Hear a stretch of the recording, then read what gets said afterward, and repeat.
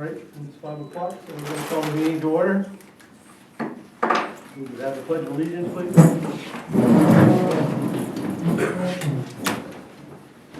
I pledge allegiance to the flag of the United States of America and to the republic for which it stands, one nation, under God, indivisible, with liberty and justice for all.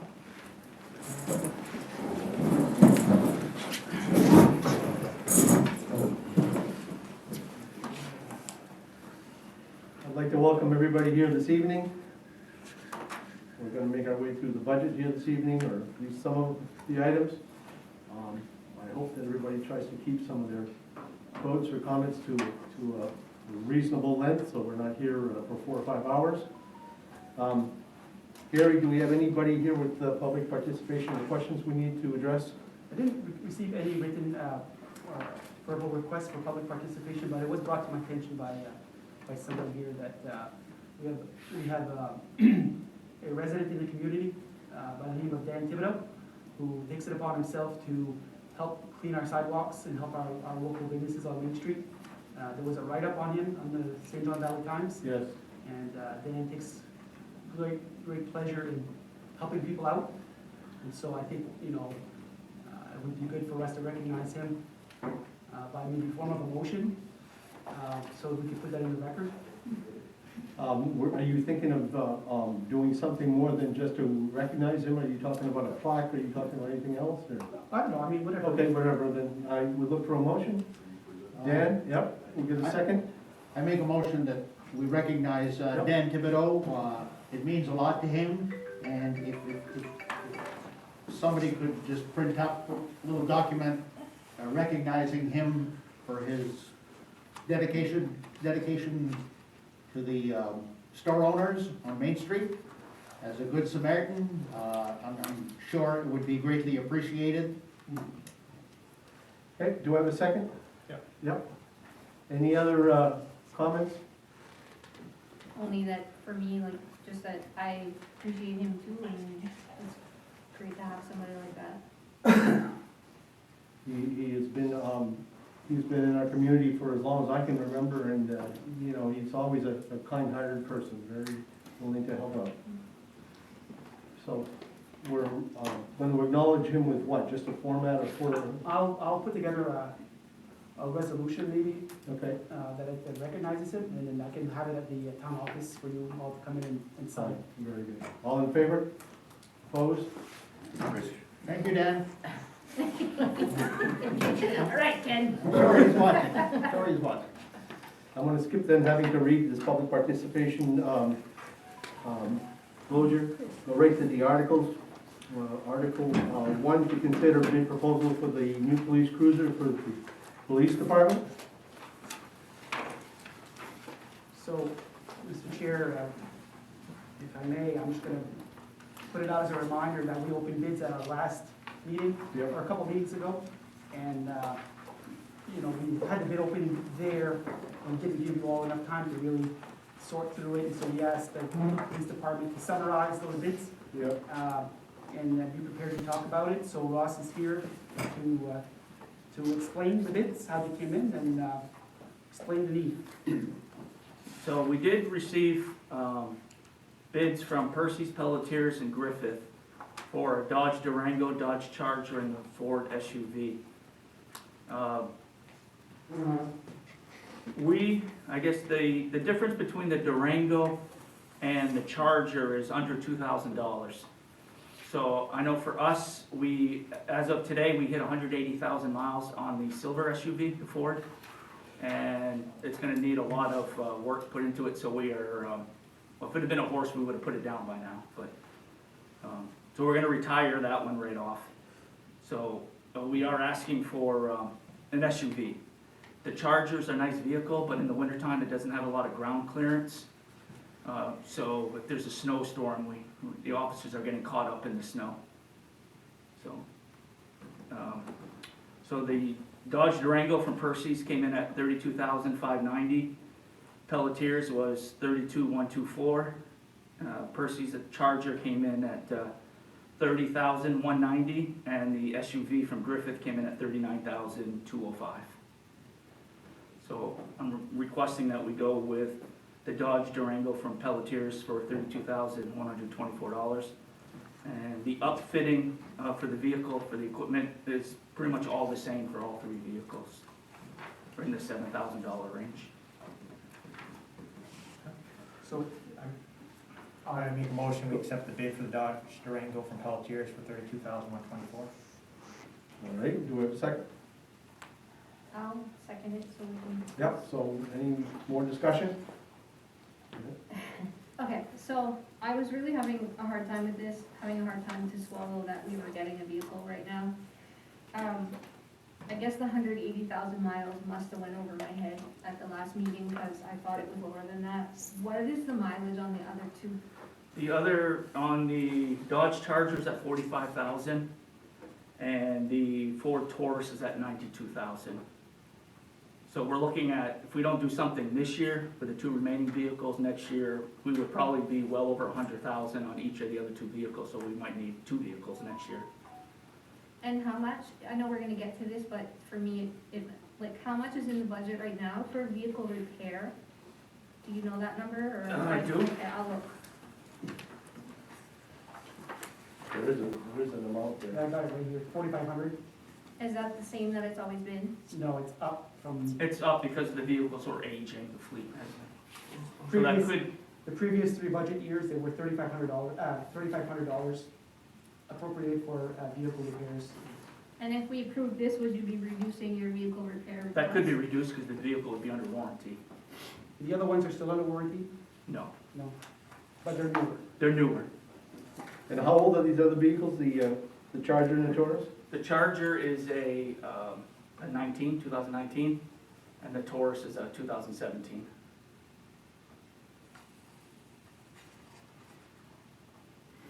I have another question. Go ahead. What happens to these vehicles once you retire it? Does that go out to bid to somebody? Does The it go to last auction? vehicle we retired, Gerald took it over to use for maintenance for the town. Because Gerald had an old pickup Mhm. that died right around that same time. And so we just kind of took over that SUV, that Taurus, for his role between the buildings and stuff like that. And I think Ross, you said that Gerald's car that he has now is in better shape than the one that. Then the silver SUV, yes. Yeah. Yep, Mr. Rito? These are always difficult decisions to be made. The Board of Selectmen is put in place to make these decisions.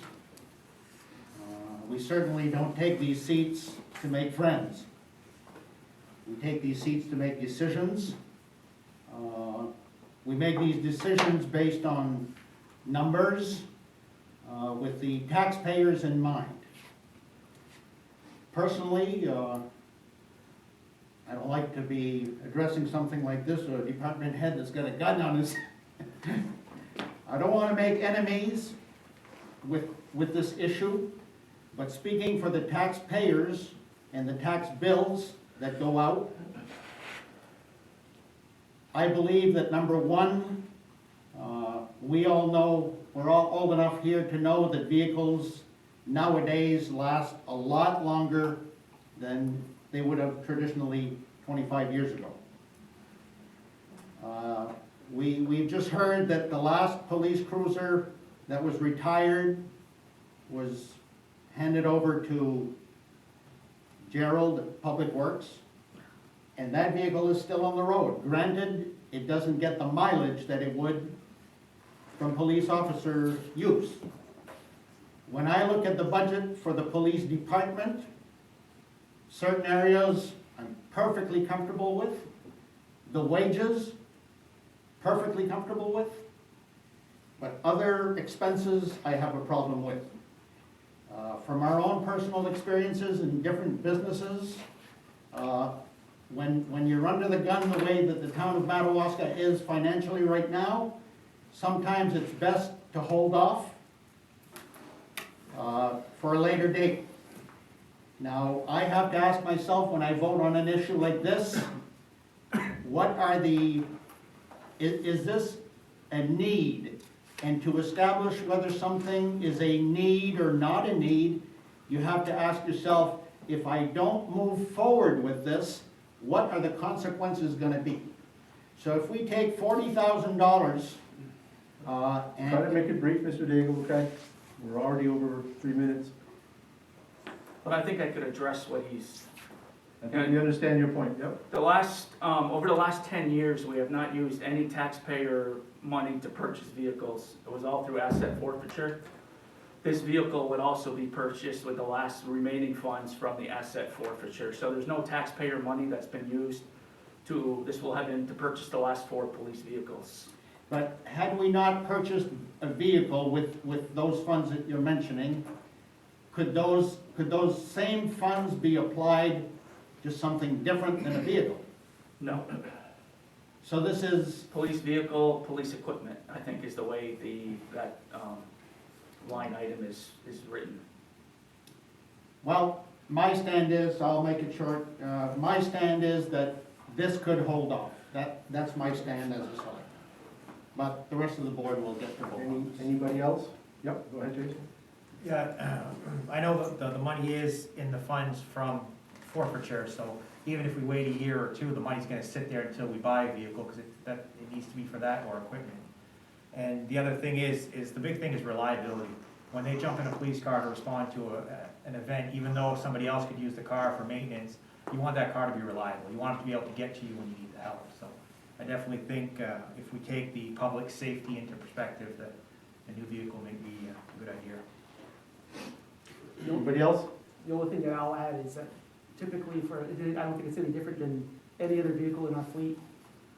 We like to see a bit of a spread in the rotation, so we're not incurring those expenses, like doubling up on having to buy 2 vehicles at once. And so, you know, like Ross mentioned, this was through the asset forfeiture. That was from a case a long time ago. It doesn't get a lot of funds anymore. So in the future, unless there's another case where it would be asset forfeiture that would be worth quite a bit of money, we'll be starting to budget reserves for replacement of cars. So it's more the spread that concerns me of the moving the vehicles out, turning them out. So we don't have the debt, if we don't buy them outright and we finance or lease finance them. So we try to spread out the financing of those, so we're not overlapping too much all in certain, year periods. I think we understand. And with this vehicle, we would only be looking at retiring another vehicle 3 years from now. So we would be going 3 years without asking. So you're actually doing what, 25,000 miles on a vehicle per year? Maybe a little more. 2019, so you've got 45,000 on a 2-year-old car. Yep. All right. We have a motion, we have a second to accept the vehicle, the Dodge Durango from Pelletiers at $32,124. All in favor? Opposed? Motion carries. I do have a question, and I was gonna try to sneak it in before the motions were made, but what's the disposition of the old vehicle? Do we wanna put it out on bid, put that out on trade? I And do we think wanna use those proceeds to we put could put it out on bid with the understanding that it does need a lot of work.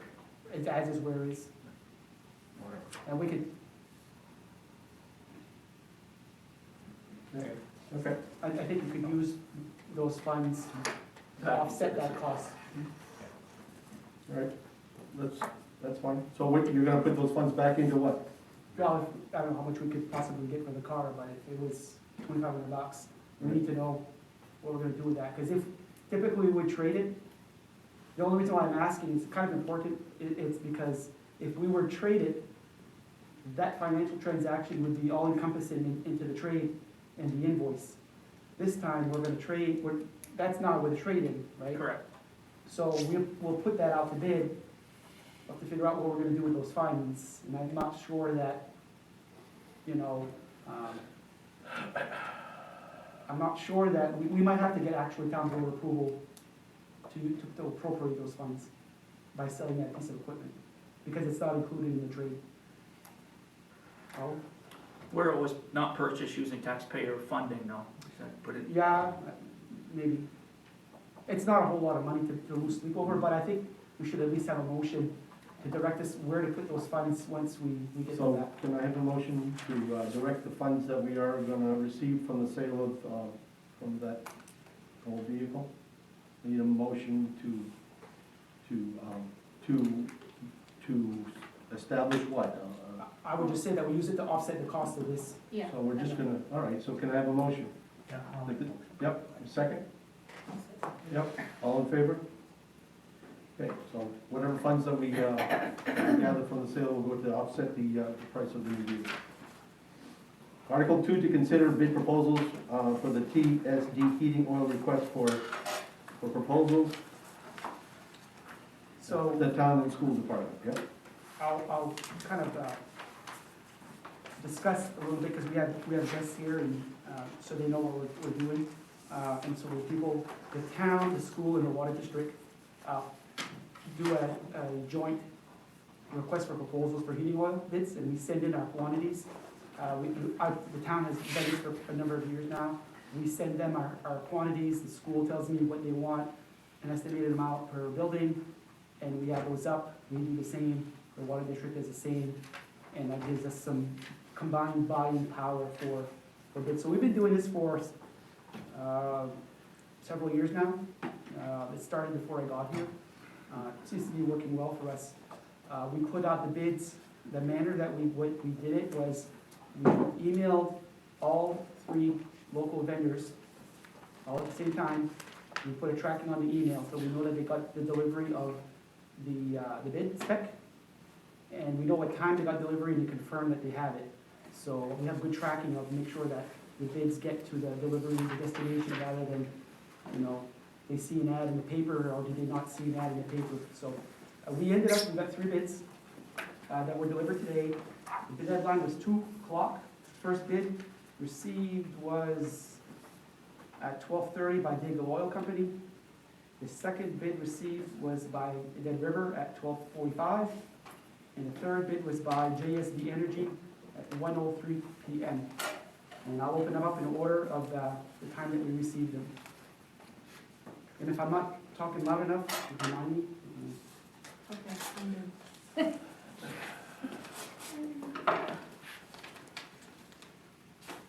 I'm impressed that Ford made it 180,000 miles. We baby it a lot. So one of the requirements of the bid is that they have to be submitted on time.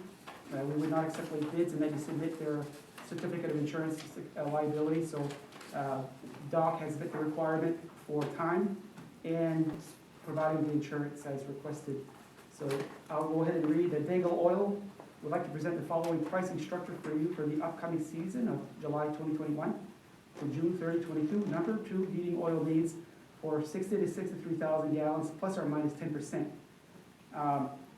$2.42 per gallon rack price. We asked for a rack price, but also a locked-in price. Based on today's market, that price does fluctuate, so that one is fluid. The fixed price is $2.3147 per gallon, fixed for the season. And we also asked them for a propane price, but it's more informative for the school. The town doesn't use any propane. Their price for propane on the market today is $1.84.5 per gallon. So all prices above are without tax, are based on today's price, March 17, 2020. We ask that they hold their price for 24 hours, because obviously we have the board open the bids, and the board will award a contract. I will meet with whoever the low bidder is, if it's accepted by the board tomorrow, so we can lock in that price, and we'll execute that contract. Certificate of liability enclosed. We thank you for the opportunity to handle your energy needs. Signed by Chad Markey, Division Manager, Dingle Oil Company.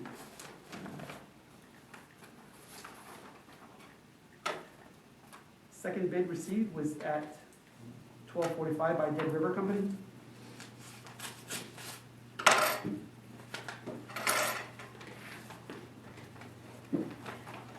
So Dead River has met the time requirement for submitting their bid.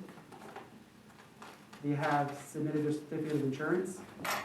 Dear Select Board members, thank you for allowing Dead River to submit a proposal for your heating oil and propane needs for the upcoming heating season. Please note that the following information is based on your bid spec for the 2021-2022 heating season. Location, it says various locations, 63,000 gallons. Number 2, fuel oil. Option 1, $2.212 market price. Fixed price, 2.3071. 2.3071. Fixed. And the and the propane, various locations, the market price is 1.7229 Madawaska Lane, and the fixed price is 1.5514. And that propane is more for the school than it is for town. Fixed prices are based on market volatility as of March 17, 2021. Contract price will vary based on market conditions at the time of the contract, and then it may be higher or lower than the price quoted above. In order to secure the fixed price quoted as a signed fixed price contract is required by 2 p.m. of the following day of the price is quoted. Please feel free to contact me with any questions. Signed, Russ Mitchell, Branch Manager.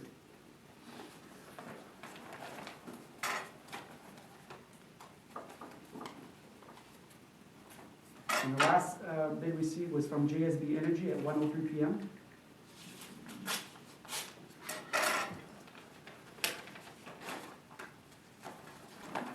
So Jsb has met the requirements to submit a bid on time. They have also submitted their certificate of liability. So they submit, they don't have a letter, but just sort of their own bid form, if you will, that they gave to us. Their rack price at $1.9063. That's plus a delivery charge of 24 cents. So you need to add those two together. For a total price per gallon of 2.1463. 2.1463. Their fixed price is for 2.285. 2.285 fixed. All price quotes must be valid from July 1, 2020 through June 30, 2022. Payments are typically net 40 days. Signed, Larry Boyer. So that would mean that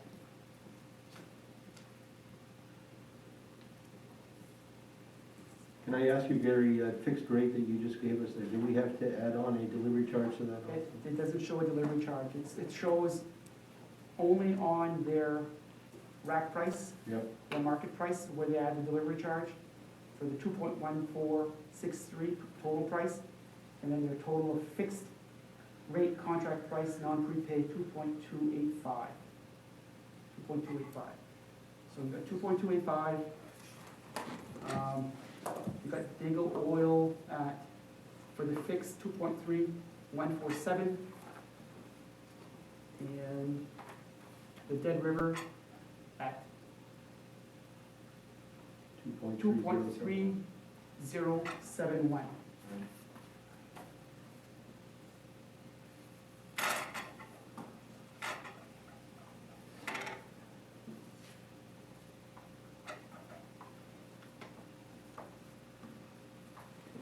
You all set? 2.30, 2.28. So it appears that JSB has the low bid for a fixed price. You need that in the form of a motion then? To accept that bid? I'm sure that we, Yep. let's have a motion. I'll make a motion to accept JSB Energy's bid of $2.285 fixed price with no delivery charge included, just to make sure that Yep. it doesn't come up later. With delivery. With no additional delivery charge. With no additional delivery. Right. I'll second. There's a second. Any other discussion? All in favor? Oh, Gary, did you have something? Now, I just have a quick question here on this part, because it seems that this happens every year. And you know, you guys are asking for big pricing on oil at the time of the year where the oil pricing is at its highest. So I don't see why, well, maybe it's too late for this year, but why can't we start doing the oil pricing for continual years later in the summer, where the price of oil is drastically reduced on number 2 fuel oil? If I may, Yep. because we need to know what the number is to put in the budget. Well, and that's where I'm coming back, you know, we're doing this just before budget. So if you start the process in July and you're asking for a budget price, then you could have that included for next year's budget, early in the year. So you start your process a lot earlier. No, but you would be almost a year ahead of a whole year ahead of I of the understand time that. that they would. I truly understand that, but if you work details out first, then you get save a lot of money, because you could be saving 50 to 75 cents a gallon on number 2 fuel oil if you wait till August to buy your oil. I mean, the way we see oil going up and down today, I don't know that anybody can start predicting if the price of oil is lower on July than it is in September or it is in March. So, Last year, by luck of the draw, the market tanked, the oil market plummeted. On the very day that we signed our contract, we got our bid, and the day after, it went right back up, and the guys are like, I don't know how you guys looked out. We did a bid, we didn't plan it, we just looked out, that bid opening was that day, at the bottom, the market fell out, and we got lucky last year. So we have a motion and we have a second to accept JSB's bid for a fixed rate of 2.285. All in favor? Opposed? Motion carries. Forgot the propane there, guys. He doesn't have propane, so what are we gonna have? It's informative. I mean, it's, we've never acted on the propane. It's gonna be the school Oh, okay. that takes No, care of no. that. We're more concerned with the, No, I understand that, but I thought you had to make the propane came in tonight, so. Okay, moving on to articles with the Finance Committee. This would be Article 1, to consider the first draft of the Town of Madawaska's municipal budget. Mr. Chair, before we start, just a couple of things, the departments that we plan to do tonight is different than what we've done last year. We used to basically say Department 100, Department 300, you know, and finish whenever we get through them. So we were really, in the spirit of trying to keep meetings not too long, we decided that the format this year would be, we're just gonna say budget meetings. We're gonna estimate, we're gonna decide which departments we think would come, that we could fit in a normal time period. So we have, like tonight, Ross is the first, Kevin will be here with Public Works, Gerald for this safety complex and the town office budget. And if there's time left over, we wanna continue, we can probably grab some of the smaller budgets like general assistance or elections, Nat's here, that's her budget, to fill in if we need to, since we're already here. So, kind of some budget comments that you have in front of you. We don't have all the hard numbers yet. I've highlighted those in yellow. We still do not have the main revenue services revenue projections. We're waiting on those. Usually they start putting those out late February, March. We see something, which is a preliminary, and it's a pretty sound number. Last year, the exception because of COVID. I didn't check to see if it was up today, but as of yesterday, there was no projection up. But I do expect the revenue numbers to come up from last year, because, and as a reminder, in Maine law, revenue sharing is 5% of revenue. Primarily sales tax goes back to the municipalities. And more than a decade ago, as a recession, first the 08 recession, the state started reducing that, and it went down to as low as 2% of revenue.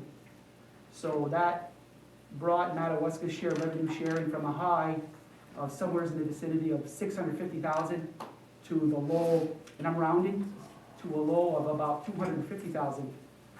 Revenue that we use to basically reduce the amount of money that we need to collect in taxes.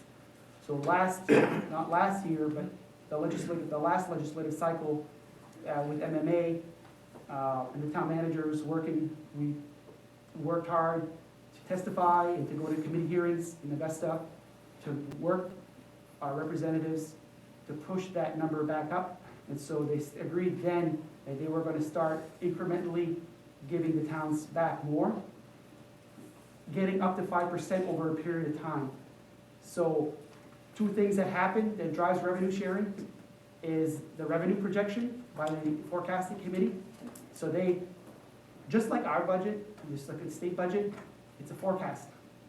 So we expect a certain amount of revenue, we expect to spend a certain amount of money, we have our budget, which is hard, revenue is a projection.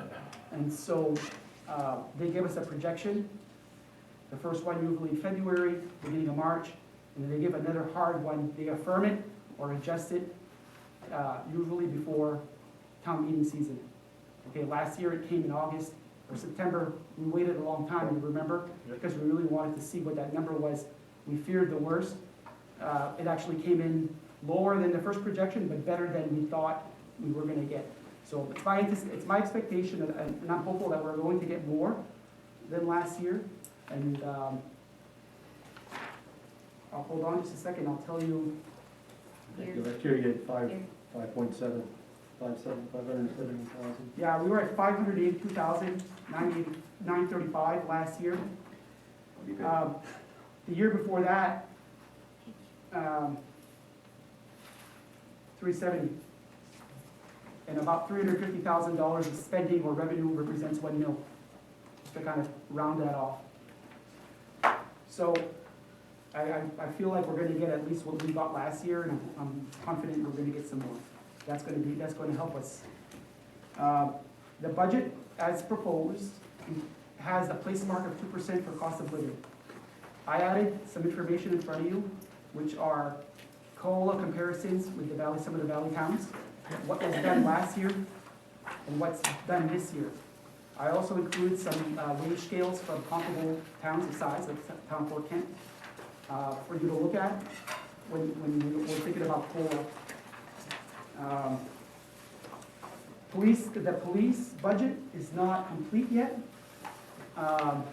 because we are sort of in a holding pattern. It's their negotiating year for their contract, the police union. We've met once. The board wanted to get a full picture of the police budget and somewhat the town's budget as well, before they went further into negotiations with the police union. So I think that after tonight, they'll have that. Obviously, we've had this information for a while. Our plan is to probably, before our next budget meeting, maybe like before the meeting or after the meeting, we would have an executive session to meet with the police union, or to talk about the police union's offer that they made, and see what we're gonna do from there. Sit down with the police union afterwards, with the appointed committee members from both parties, and work through that. And I expect that in the next month, through this budget process, before we're done, obviously, we'll have those numbers figured out, and that will be in place in this budget. But for now, the only thing that you should, as we look at the police budget, that's highlighted are the salaries and wages, because we don't have our new contract. It obviously affects the state retirement. I'm expecting to get all the townwide insurances renewal package Friday. So once I get that from them, I'll be able to put in the hard numbers for all of our P&L insurances, property and casualty, P&C and liability. And of course, the last thing on Ross's budget that's highlighted is the $4,500, which was for repairs. We talked about earlier that we probably would be able to knock that down a little bit based on the fact that we're going to move forward and replace that car. Then I want to point out again, this current budget, the way that this is plugged in right now, what you're seeing, reflects a decrease in revenue of $33,271. Remember that I'm basically got the same revenue sharing figure from last year. but right now it's a 33,271 less in revenue. And from the current budget and a decrease in expense of 131,481 for a net difference in budget compared to last year of $98,210 less. Now, you see that there's a note, an asterisk. The current budget expense includes a $25,000 increase in the county tax, $25,941. We're absorbing that. So when you back out the county's increase against ours, our net decrease in budget is $157,422. So with that said, Ross, you guys have any questions about, generally speaking, about the budget as we're kicking this off? I welcome those questions. I do. Well, last year we were late in getting a start on our budget. I believe we were in September when we first started. I expressed disapproval of the way that we address our budget. I'm glad that the Finance Committee is here with us tonight. This is a little bit different format, that they're involved with us right from the get-go. I am not a financier by any way, but this week I reached out to two people who do financing just to pick their brains to see if just their opinion, the way we approach our budget. We seem to be working off of last year's budget. And I would prefer to isolate our needs and build from there. So, with nothing further, Lori has a little bit more knowledge dealing with numbers than I do, and perhaps some people from the Finance Committee. Is this an acceptable way to move forward in creating or building a budget for a community? Is this an acceptable way? So you're putting this question to, Well, whatever the Finance Committee and the Board of Selectmen decide, whatever way they want to address this, I will participate, but I am not, I feel that working off of last year's budget, I feel there's a lot of areas that we could be cutting that we're just kind of like just accepting that it's there, it was there last year, and we're accepting it again this year. Where I think there's areas that we can do some significant cutting, if that's what this group so chooses. Or we can just continue the way we've been going at it. So correct me if I'm wrong, last year when we reviewed the budget, we go through the line item individually, and if there's any form of discussion on our end or your end, we have the ability to bring that up here, is that correct? that's correct, So we can go back to the department head at that time and address any type of concern that we would have as a committee, is that correct? which is the normal way of doing it, yeah. I feel like we're gonna be fine doing it that way. I mean, lack, and I understand what you're saying, I think lack of not having any previous budget, you're just shooting in the dark, without really any true understanding of what that budget needs to be at least a baseline. So although we have working off a previous year's budget, I believe we've had every opportunity to adjust any number that we see or question any number that we see on any line item given, so. Okay, Is so, anybody on? I'm on board.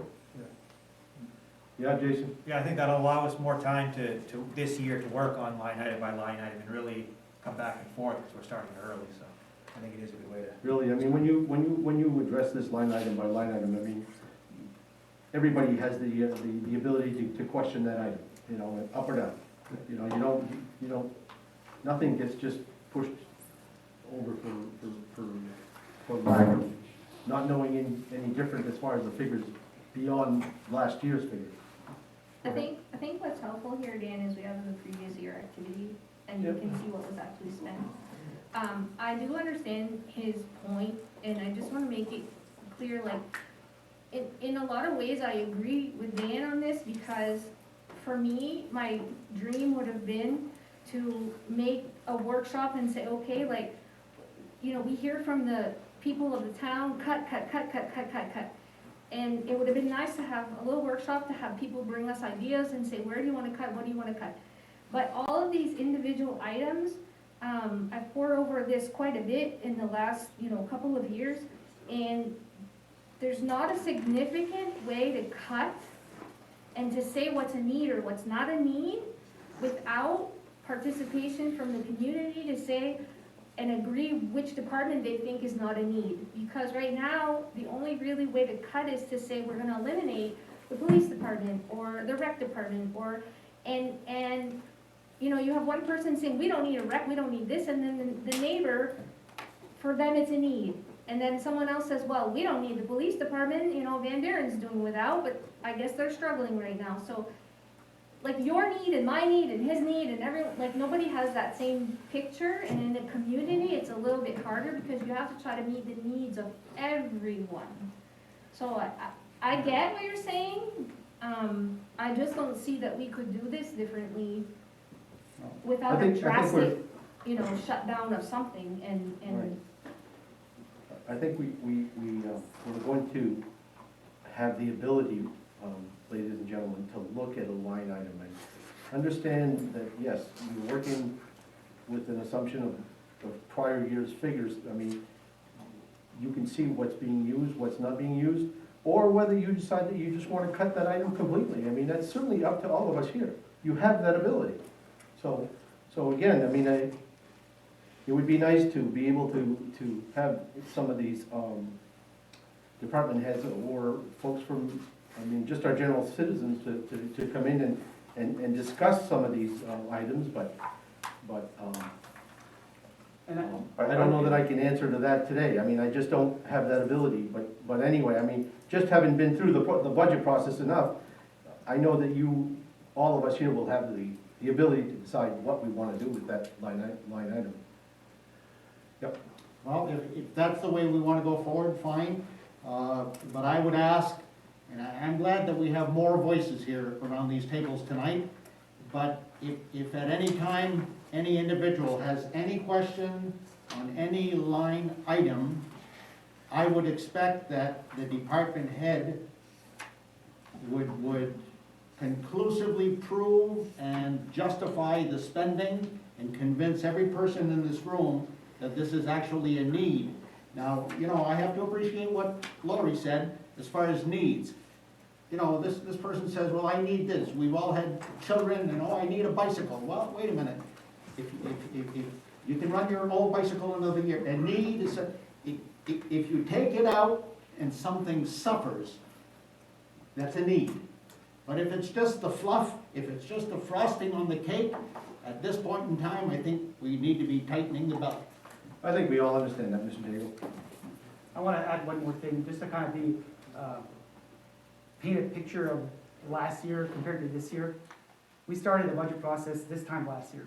And then COVID hit, January. and then revenue service, main revenue service had put out a revenue forecast, which would have given us about $70,000 more than what we actually got, but even a lot more than what we got. We got a little bit less than that, but still more than the previous year.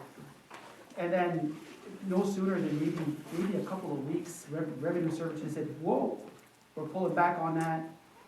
Like, all gloves are off. Don't hang your hat on that at all. We don't know what revenue is going to look like. And so we had the paving project that we put off, and we put off our budget process, and the emergency order allowed the towns to operate somewhat like a continuing resolution until we could get to a point, and I think the board's position was, let's God Almighty, let's see what the revenue number looks like before we might have to make some big adjustments here. We didn't get that number until the fall. And so by then, when we reconvened and we started working on our budget, you know, we typically would like to commit our taxes in August or September, get our bills out so we can get money flowing and cash flow. But we got close to the fall, we got late in the game, and, you know, funds were getting low, and it was getting critical. So we were on a quick timeline in the fall, obviously, to try to get things. It's not necessarily the case this time. We have more time to work on this, and so it's a vastly different position than we were last year. I got a question here on COLA. I mean, COLA is cost of living increase, right? Yep. Does COLA have to be given to every employee evenly right from the start? Towns apply their COLAs across the board for all their employees. They don't pick winners and losers. But you have here some COLA, there's positions that aren't even filled here, and you already have a COLA for them, there's not even a person in that position. So you're giving them a raise before you even hire them. This is a budget worksheet, okay, and so. Well, I mean, I understand it's a budget Okay, Can I worksheet. talk? Can I talk? Don't interrupt, and I'll explain it to you. Listen now, let's direct your comments here to This is the a chair. budget, this is a budget worksheet, okay? There are vacant positions.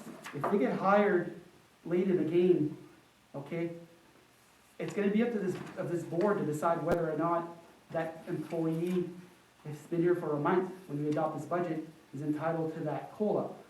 But we calculate, this is a working workbook, and things calculate out all the way through. We plug in the salaries, we put in the wages, and they get calculated out top to bottom. So right now, they're all in there. This board's gonna have to decide if one employee who's only been working with the town for 2 months is gonna get this COLA or not. But COLAs, that aside, are applied evenly to all employees. Doesn't matter if they've been here for 3, 5, 15 years, or 6 months. Yep, Lori? The other thing, Gary, that, just so you know, it doesn't even mean, like, when you see the wages for the positions that are not filled, it doesn't mean that that's what the person coming in that's actually gonna make. Mhm.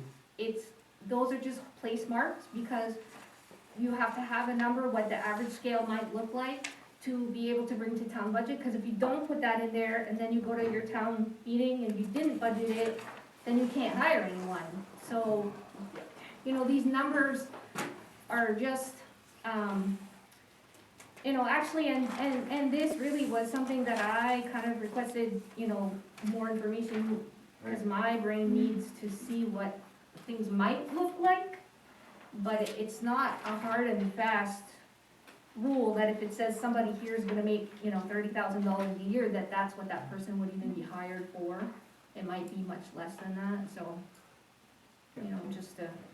So we have a long process to get through. What I'd like to do is get into the budget, let's start Yes, working through the I items, was just line about to item by jump in line here item. and start. If there's an item in there on the finance committee that you have a question on, Thank you. I guess typically those questions would get directed towards myself, and I would direct them towards you. I would hope that we can be as cordial as we possibly can. We're not all gonna agree on everything that we look at here, okay? That's just not gonna happen, right? So, be respectful for one another, ask the questions, and, we'll get the answers out there for what we have. We're not gonna have all the answers here today, or tomorrow, or the next meeting, that's not gonna occur. But give each other respect, so we can have an open forum and have a discussion here, like normal adults would, and we'll get through this process fairly quickly. If there is an issue or a question on that, raise your hand, we can address it that way, and we can talk about it and get some answers.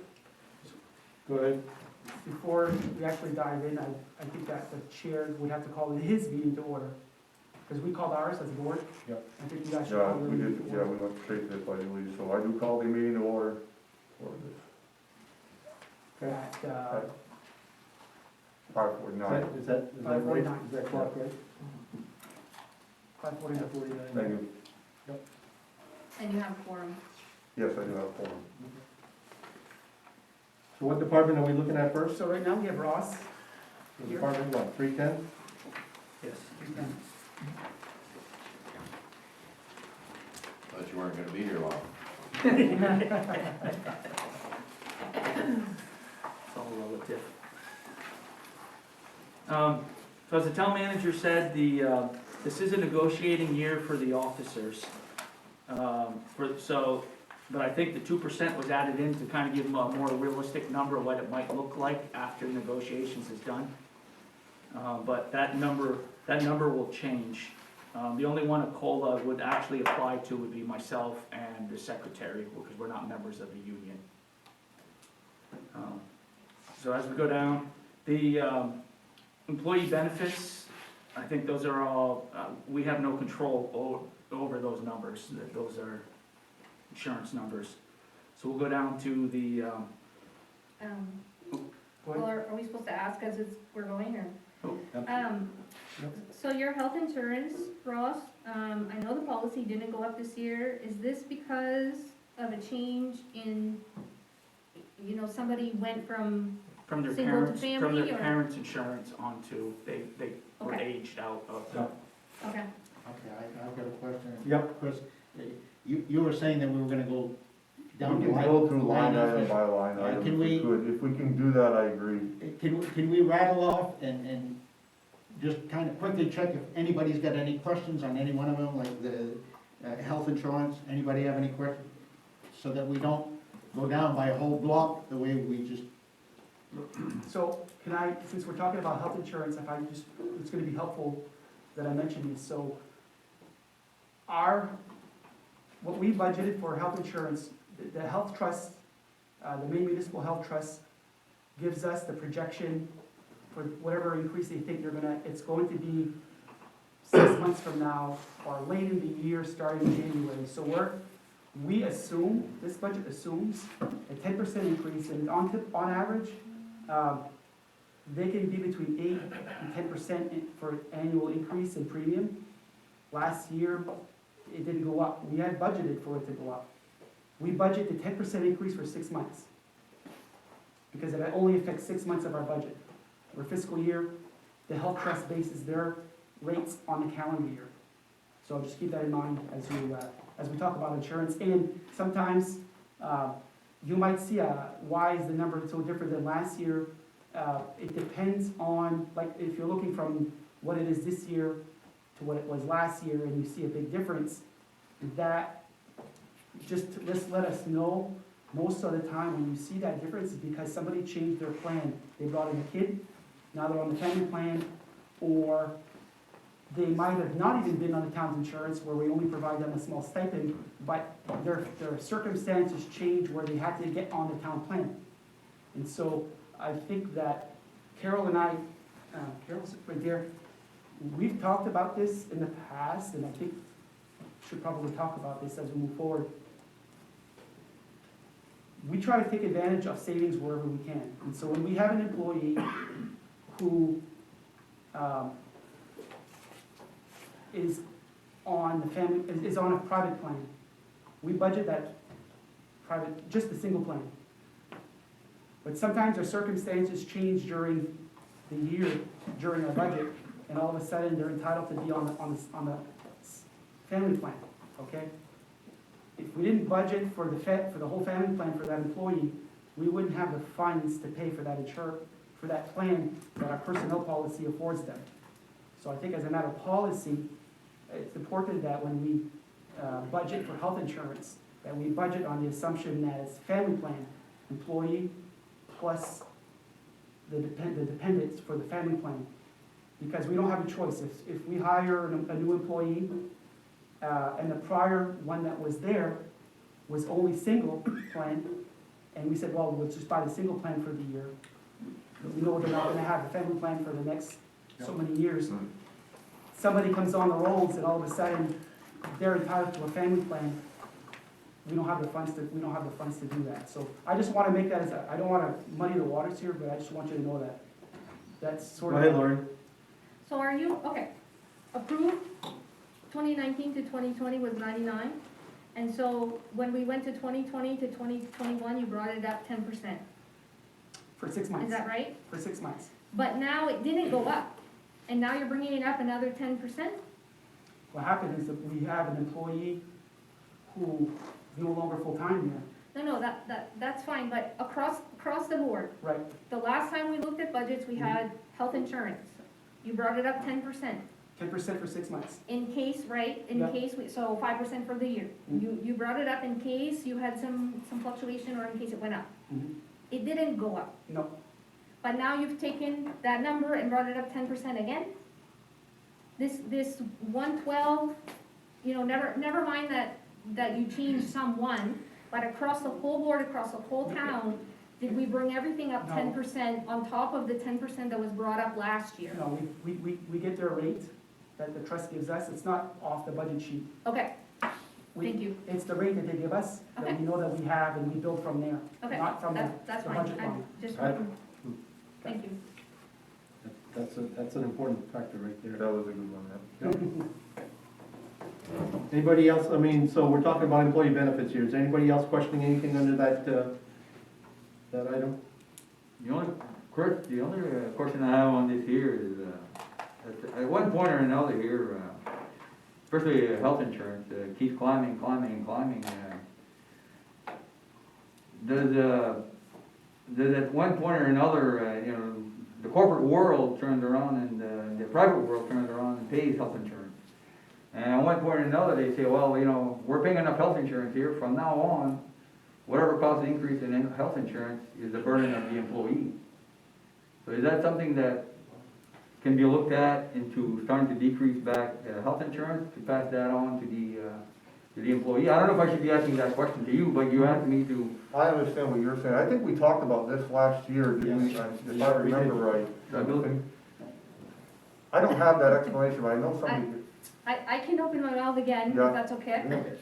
So we went through this whole budget process last year, and I'm glad you're asking, because Manon and I were, we all were questioning it, but Manon and I were particularly interested in health insurance. And you're right, it looks like a big number. For me, it was very overwhelming. But when you start comparing your private sector wages with your town wages, which is partly what Gary gave us here, if you take a look at comparisons with other communities, you're gonna get, like, you have like a diesel mechanic working at the town garage. He's maybe making $19 an hour. You got a diesel mechanic working in private sector at $25, $28, $30 an hour. But they pay some of their health insurance. Our $19 an hour person gets his paid for. It's about it's over $4. It comes out to be, I think between $4 and $5 more an hour.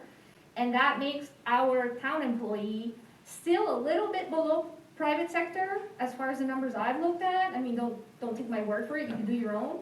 But as far as retention goes, once you have, diesel mechanics like we have in the garage, and you have paramedics and you have police officers, if you start going too far below, you're gonna lose your employees, and you've lost your training, and you've lost your services in your community. So for me, I just said, okay, I look at their package looks big, but I look at that and I add that to their hourly rate, and for me, it's fair.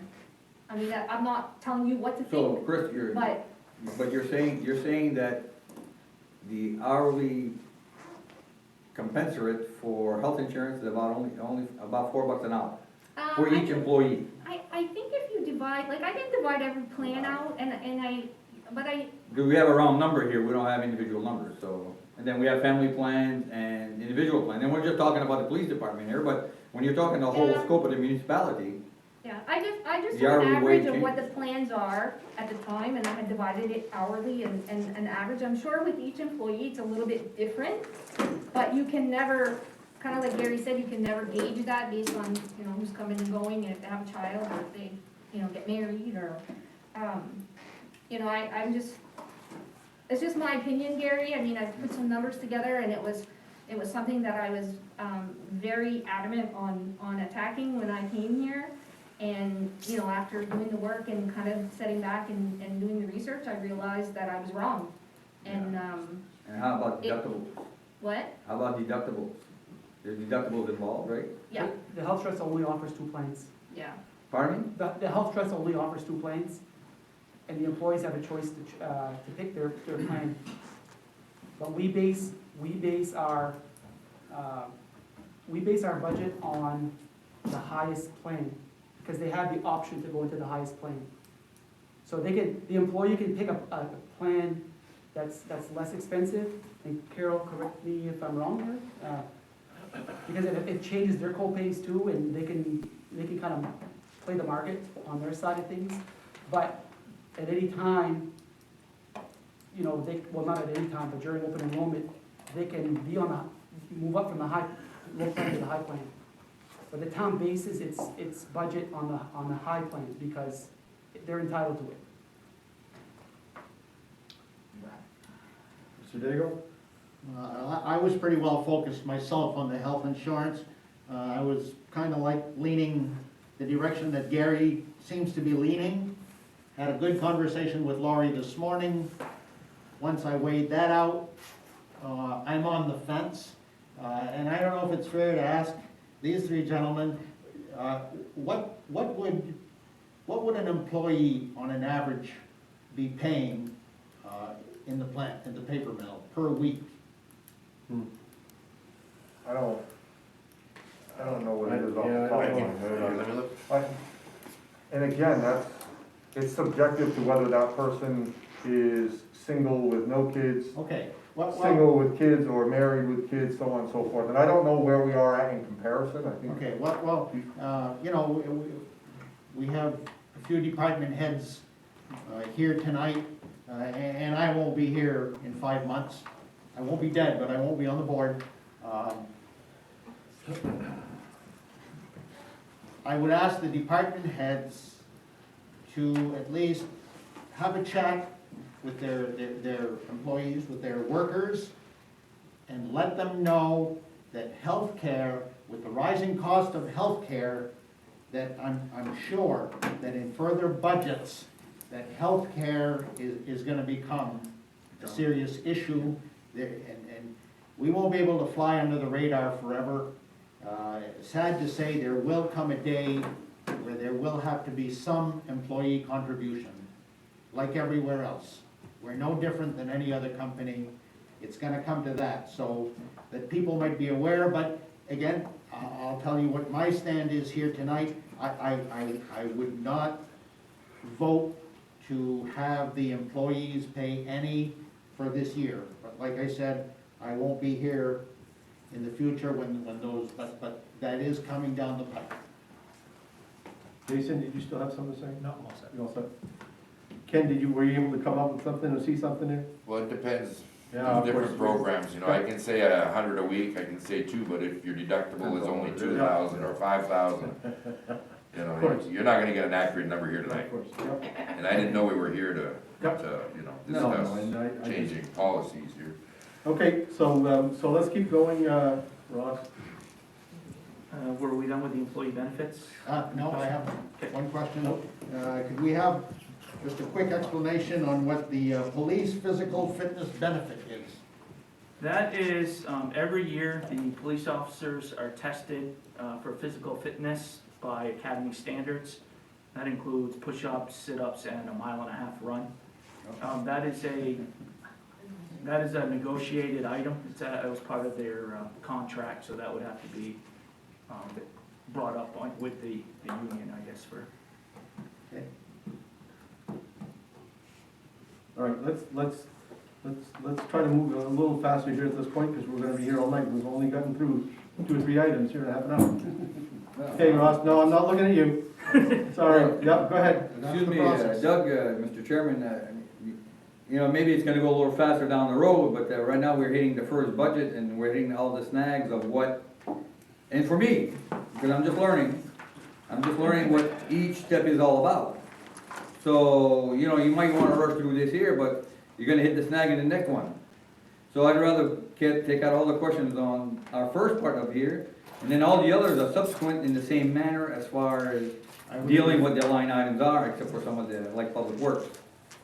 So, I had another question here for employee social security. Is that social security to federal, is that social security to the state of Maine retirement plan? Or is that social security to, I don't know, I'm asking that question. So, town of Madawaska is a town that is in what's called Section 218. When Main State Retirement was created back in the 50s, okay, the towns in Maine had an option to, and I'm speaking generally, so I don't know the exact year, Yeah. but towns had an option to either get out of Social Security and just be Main State Retirement, or do both. So Madawaska, Senegat, Frenchville are all, like in other towns, are all Section 218 towns. So employees in the town of Madawaska pay into the Main State Retirement System. The town pays into the Main State Retirement System, and like also into the Social Security system, just like you would be in the private sector. And that's not something that we can get out of. We're locked into that. So you're paying into two retirement systems? Yes. Okay, well, that's a question I, you know, Yeah, no, it's good. so I'm not rushing you, I'm just trying to understand, Doug. I understand. Gary, just so you know, you can make your notes, and when the finance committee, I'm on it with you guys, when we meet as a whole, together as a group, We can bring that up. we can discuss those things Come again. back with more questions. So right now, we'll go through it, we discuss them again as our little group, and then you are more than welcome, like, to make a motion to say, I want the finance committee to recommend that we cut this. I want the finance committee to recommend we cut Correct. that. And so, don't feel like you're being, No, I'm just trying to get the understanding of the Yeah, philosophy first, and then yeah, after but that, like you know, so I can anything know you all the really questions don't after agree that. with, just make notes, and then we will discuss it again. Okay. Point taken. Good. Ross, keep going.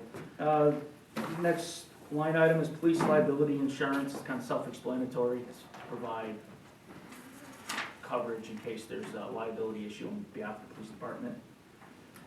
And that's a highlighted number, we're gonna get the hard number, probably on Friday. It's a pretty constant number, you can see over the years. Animal control, that covers any strays we have that we put in the shelter. If for some reason we have vet bills that we need to cover, that comes out of that. Clothing, safety equipment, 4,000, uniforms, equipment for the officers. Contracted services, 13,500, that's the dispatching service with the Aroostook County Sheriff's Office. Dues, $350, that's dues for I use mostly the International Chiefs of Police. They provide model policies that we use to stay in conjunction with state laws of what we need to do for the police department, with academy standards. They provide other services, it's kind of a sounding board. If I have any questions about what other police departments are doing, I can post something and I'll get answers. Evidence, if we have blood kits that we need to mail out, if we have drug cases where we have to send a specimen to the state lab to be analyzed, that's where that money comes out. Printing, advertising, no parking for the winter, our signs, if we put a job opportunity in the paper, that covers that. Prisoner meals and transports, that covers bringing prisoners. What we try to do is bring our prisoners to Caribou. It's a halfway point to Holton, and the Sheriff's Department is willing to pick them up in Holton and transport them the rest from Caribou, transport them to the jail.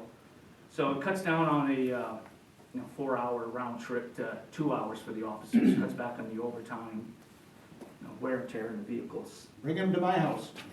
I'll hold him for you. It falls under the cruel and unusual punishment. Travel and training, 7,500. Way I like to look at this is retaining officers. We have to provide them training that keeps them interested in their job.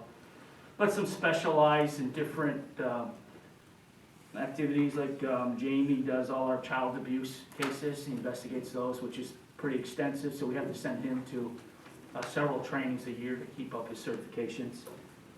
If we send someone to the police academy, that covers that.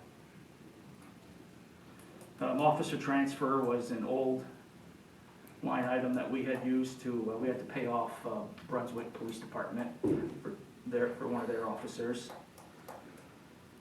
Office supplies, paper, pens, general supplies, whatever doesn't fall under office supplies. Before you keep going here, Ross, I just want to remind everybody, let's keep the masks on, make sure that we're all in compliance. Okay, go ahead, Ross. Telephone, 3,500, that's set by, not me, I'm told what number to use. I've got a question on that. You're talking telephone under utilities? Yes, Okay, and again, it comes back to what Gary was mentioning a while ago, sorry that you're the first man up at bat here, but on Department 110, 130, 300, 310, 320, 500, 600, and 960, for phone, we have a bill there for $38,950. So if I'm understanding this correctly, two things are happening here. Somebody's getting cheated and somebody's getting rich. But I want an explanation on why we're paying so much for phone. I guess, Chris, that would be something that you guys could address here in your meeting, or Jason's got a comment. Jason, go ahead. But I agree 100%, 110% actually. The phone system is definitely something we need to look at town-wide. I know last board, last Yeah. budget season, we Yeah. kind of threw things around, but I think we definitely need to look into that now and look at, because there are cost-saving ways that we can save a lot of money on that phone system, I think.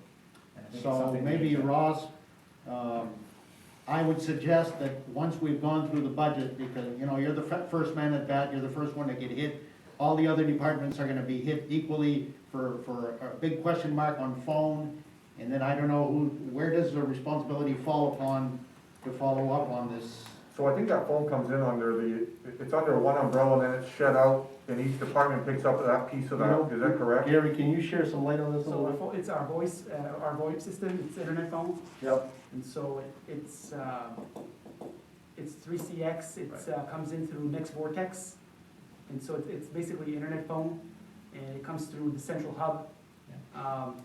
And we disperse the cost out amongst the departments. And then as far as on our part, we have 2 911 lines that we have to pay for also. I think that if you go back previous years, if you go all back to 2017, you can see the number was a lot higher than Back up, I guess. 3,500. So we had a lot of lines before, You gotta ask too. And so there was actually a savings from what we were at before.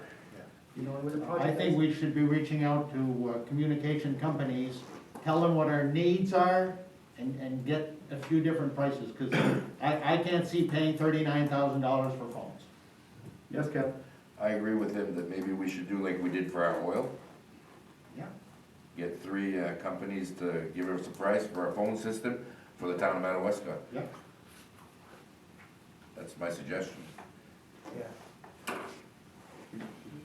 I think that is a good idea. The only issue is it's kind of a one-time thing, because it's not easy to year by year to transfer phone system from one company to another. But I think, shopping around and seeing maybe some of the services that we're paying for are going hosted rather than on premises. And also in that, part of that was part of the internet, where we have internet at each building that we're paying separate accounts for. That could all be like most communities do. Even the school is doing this partially, where the internet comes into one location and is spread wirelessly across the other departments. And I would also do with the internet too. Right. Yeah. So I think that whole phone system, internet system for all the departments really should be looked at a central location, at a central point, not. Well, I'm not saying central, I'm saying cheaper. Well, what I mean central is, it's not gonna be easy for us to go to Ross and say, Ross, you need to reduce your phone and internet bill. It's something we have to do as a town-wide, Yep. you know what I mean? A Yeah, town-wide I agree, view. That's I agree. what I'm No, I agree 100%. Yeah. It sounds to me like, because we had talked about this last year, the same exact item, and I know, we were kind of caught in the middle of COVID and everything else, but, so, I guess going forward through all these budgets, we're gonna be able to look at every one of them and say, we're gonna be able to pick at the phone and the internet, so I think it's fair to say that we just know that Right. phone and internet bills are really high, so Right. what can we get from an answer from the board as to what you can do to give us a better answer as a finance Right. committee on this? How do we address this on this budget? Is it possible? That's it. Forget, It's your responsibility to do that part, we're just telling you whether we like it or not, we don't. Have fun. so when we get to phone and internet, Gary, is it fair to yellow highlight those, like the ones you did, like subject to change, once we have? So when we're done tonight, I'm flagging things as we go. And I don't see anybody changing it. Are we gonna be changing any numbers tonight here, or are we just talking? I don't think so, I don't think we're changing anything tonight. Just If targeting. there's some things that you want more Target. clarification on, we'll highlight them. So, also moving forward now, I mean, now that we know that these 2 items are going to be items that are gonna carry through on every department, that we don't have to issue this over and over. Correct. Right, I We're gonna don't take think care there's of any it point, in one fell swoop. Correct. Lucky for you, Ross. You get it? Sorry, boss. Okay, keep going. Oh, sorry, Lori. Well, I have a question, like, who's gonna action this? I mean, is this, is Sure. Jason gonna help Gary research this, or Ken, you know a lot about this stuff, would you help us, or are you just gonna, All I can tell you is that when we went from yeah, the old phone system to this phone system, there was a lot of pain. And I think Mark Medora's here, you can probably hear him growl. We went from hardwired phone to internet phone, and we had a lot of internet issues. And our phone system was not working good. We had a lot of technical issues to work through, and a lot of those technical issues were with Spectrum and not the provider of our phone system, and Spectrum didn't know how to troubleshoot their issues. And so we actually had Third Eye Global, who takes care of services, our account, for 3CX and Next Vortex. Yeah.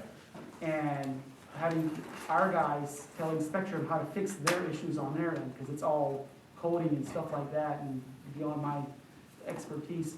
So there was a lot of hardship when we moved from the old phone system to this phone system that took months and months to resolve. Those are the pangs of progress. Maybe we should have kept the old system. well, that was more expensive. Yeah. Because That you was- were paying for individual lines, It was more expensive than before. It actually was. Well, I You think can we look should- at what the budget Well, was before. It doesn't reflect it in the budget here. Yeah, go all the way back to your first column first here. call to the left. Okay. It's 5,000. No, and I'm not proposing, I'm not proposing that right away we cut the system we're using, I'm just saying, let's sit down, let's see do what's some out there. research. Yeah. I know the school has come up with some cost-saving methods to use, for their phone system. Maybe we can ask, their representative to come in and talk with us and come up with a solution to say, if we stick with this phone system, what features do we not need? I know some places are still having issues, some places the wrong phone number goes out when they dial out. So it's all things that we can look at all of this, review the system we have now, and see internet and phone system combined where we can cut some costs and save some. Because the way I see it, you could. I understand, okay. I think we can just move on from here at this point, because Yeah. Gary will address it, and Yeah. maybe Jason will help, Okay, just- whoever he's looking at it. Doug, I have one more question before we go on there. On the previous year's approved budget, that's what was approved at the town meetings and whatnot for the budget, right?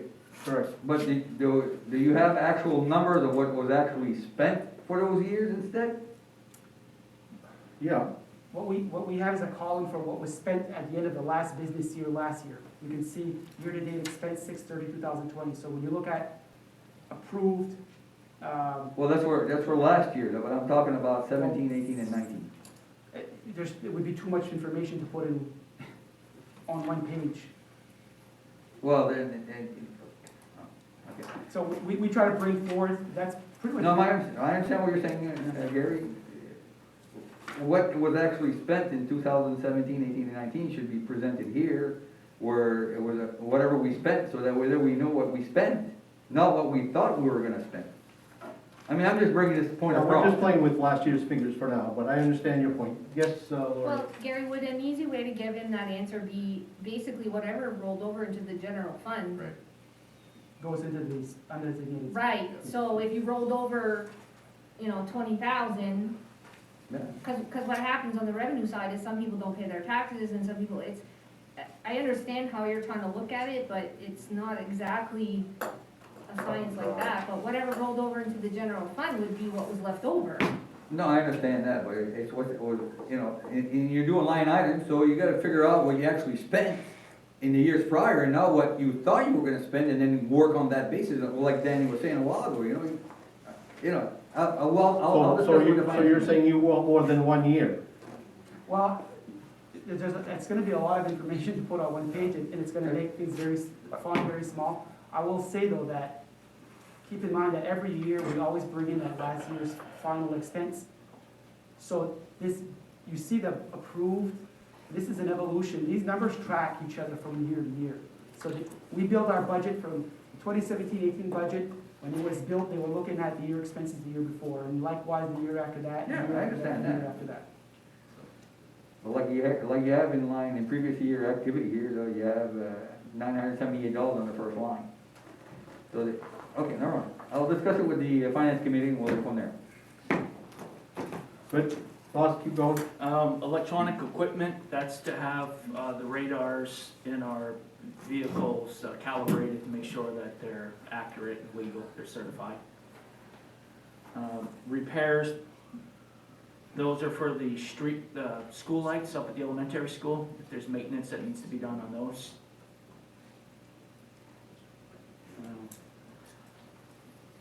Gas, oil, same as, we're gonna go with same as last year. The repair and maintenance in the vehicle, what I'll do is I'll go back 3 years ago when we purchased our last new vehicle to see what we actually spent in the maintenance that year, so to give us a more accurate number to use for this year.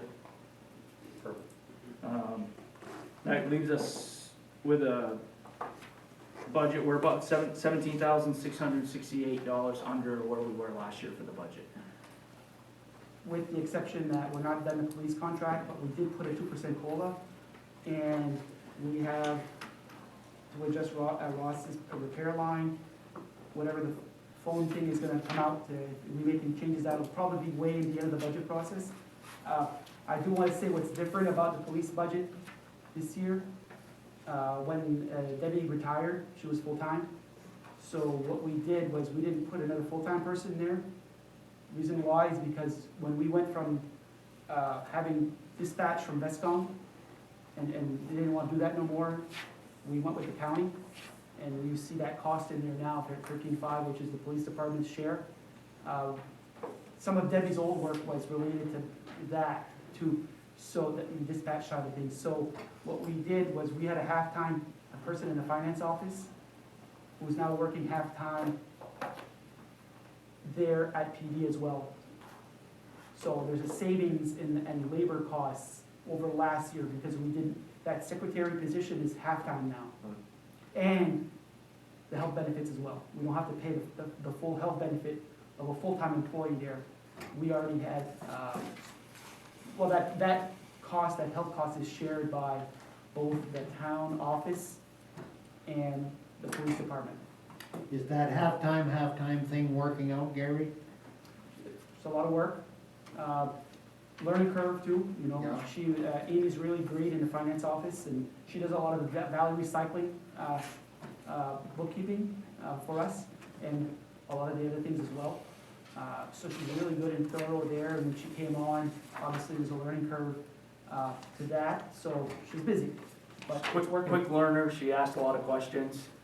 And what Jamie and I have done is, a lot of the things that Debbie was doing that we prioritized what we would want Amy to do, so Jamie and I picked up a lot of those duties. We split those, so. I just wanna make sure that the workload It's on all working the well. employees is bearable. You know, you don't wanna swamp anybody. Okay, Jason? I think one of the reasons why we pushed off voting on the contract negotiations is to see this number here, see where we were at. Because our idea, I believe, was to fit the two together and see what that end number would end up being after the contract negotiations. So that's kind of something we want you to keep in mind, where it looks good now, once we come up with negotiations, that, you know, we might have to come back and revisit that final number to see if it needs to be played with a little bit. Any other questions about Department 310 police expenses? Okay. What's the next one, Gary? You, Ross? Thank you. Public Works, Department 500.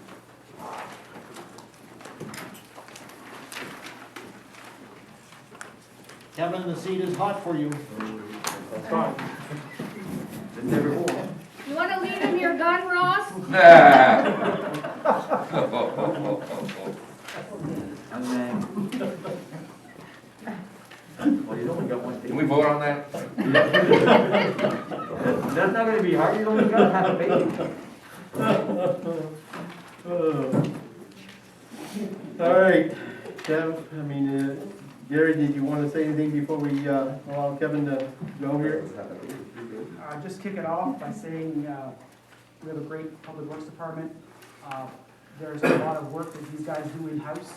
We don't, not all of our equipment is under warranty.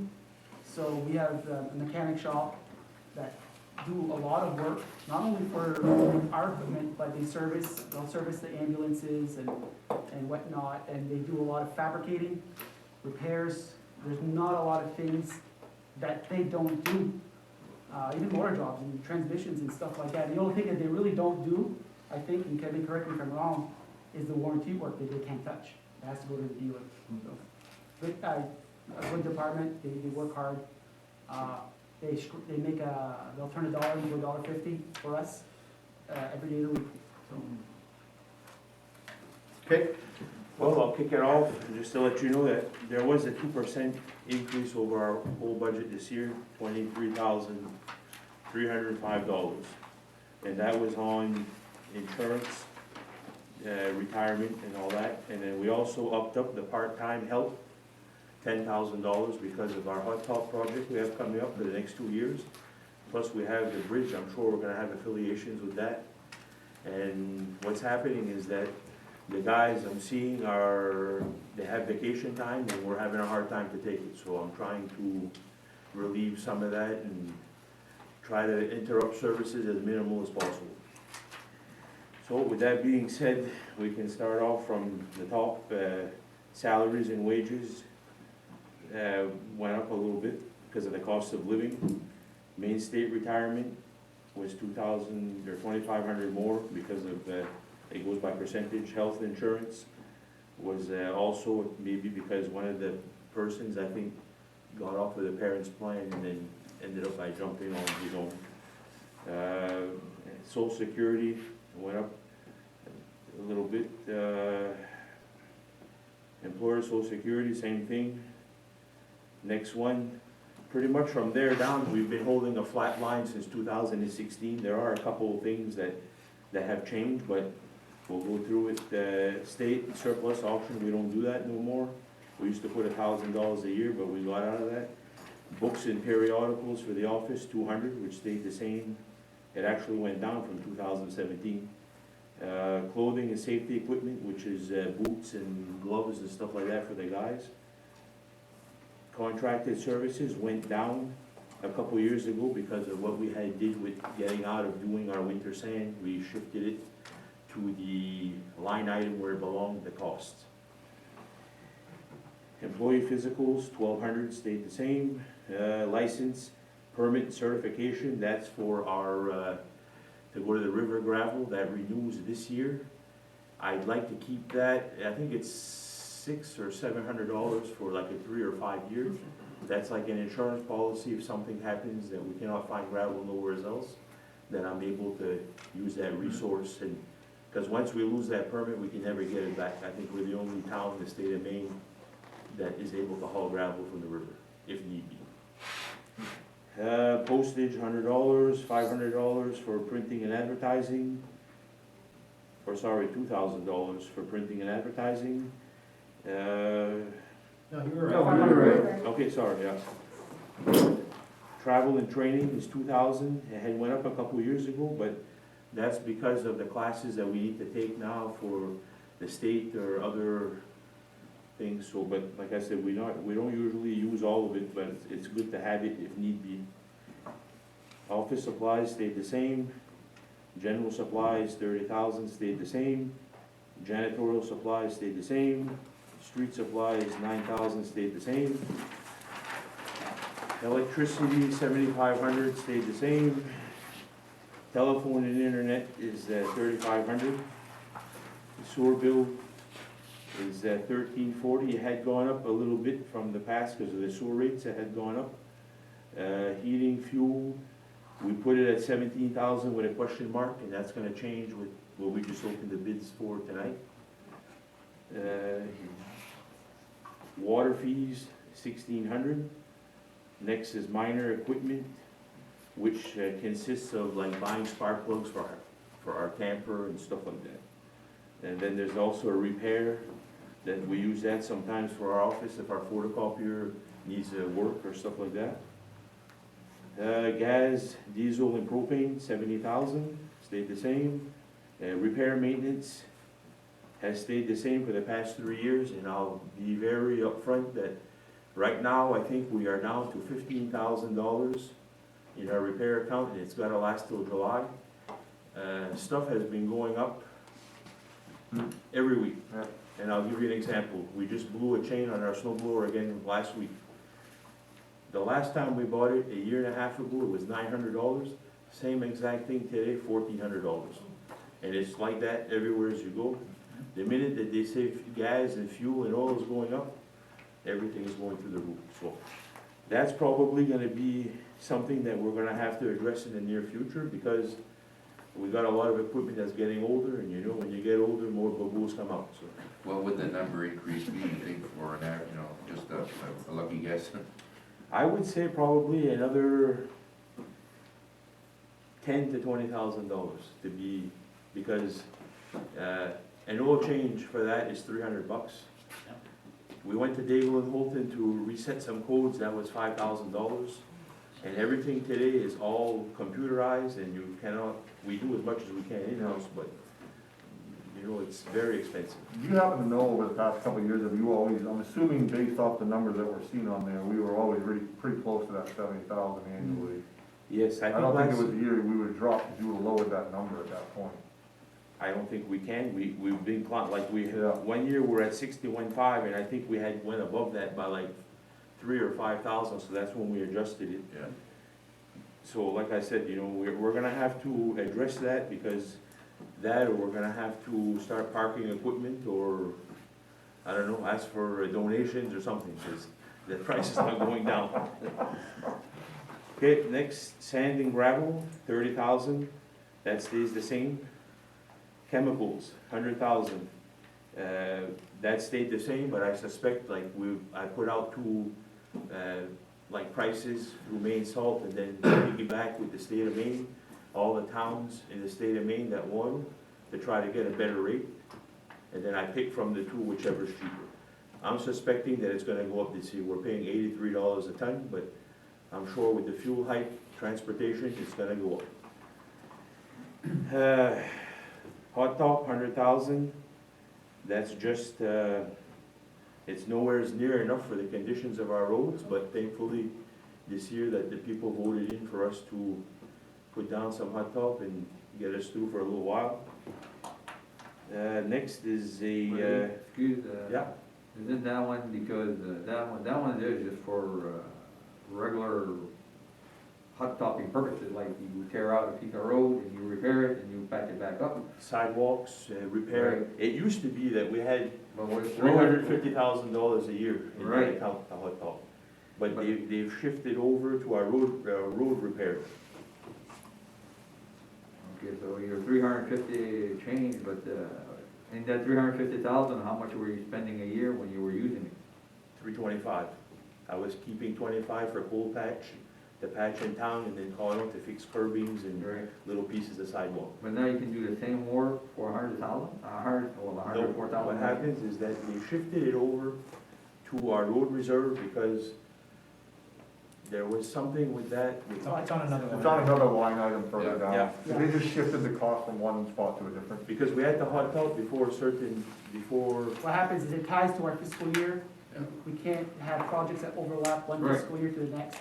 And so by putting the same amount of money into capital reserves, that sets it aside, so if they don't, the board can spend that money, it puts it in like a special bank, a reserve account, and the board can, at the request, Kevin can make the request to the board, I Like you need to did last transfer out of year, reserve.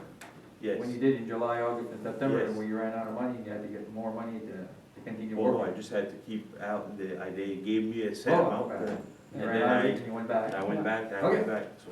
We Okay. didn't go over, I No. requested a certain amount at a time to just do like a progress report as we Yeah. go, yeah. All right. Lori, go ahead. So Gary, it's on a page called capital purchase, but if you wanna write it down next to your 100,000, the other amount is $264,500.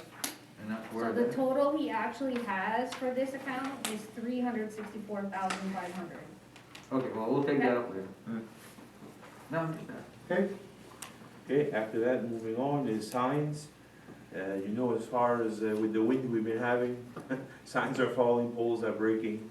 That hasn't changed, and the price has almost doubled since then. Construction materials, 6,500. They've bought that actually down, well, it's been the same, but when I first started here, it was triple that amount. And that's to buy sewer pipe, foam, whatever we need to do road construction. Oils and lubricants, 8,500. We bought that up a couple years ago, and I'm suspecting we've already, when the elections were over, we had went down to Bangor to bring our Bobcat, and on the way down, our oil salesman called and said the oil is going up. I think it was 4 or 8%. It was like days after the election. So I'm suspecting that's gonna go up again.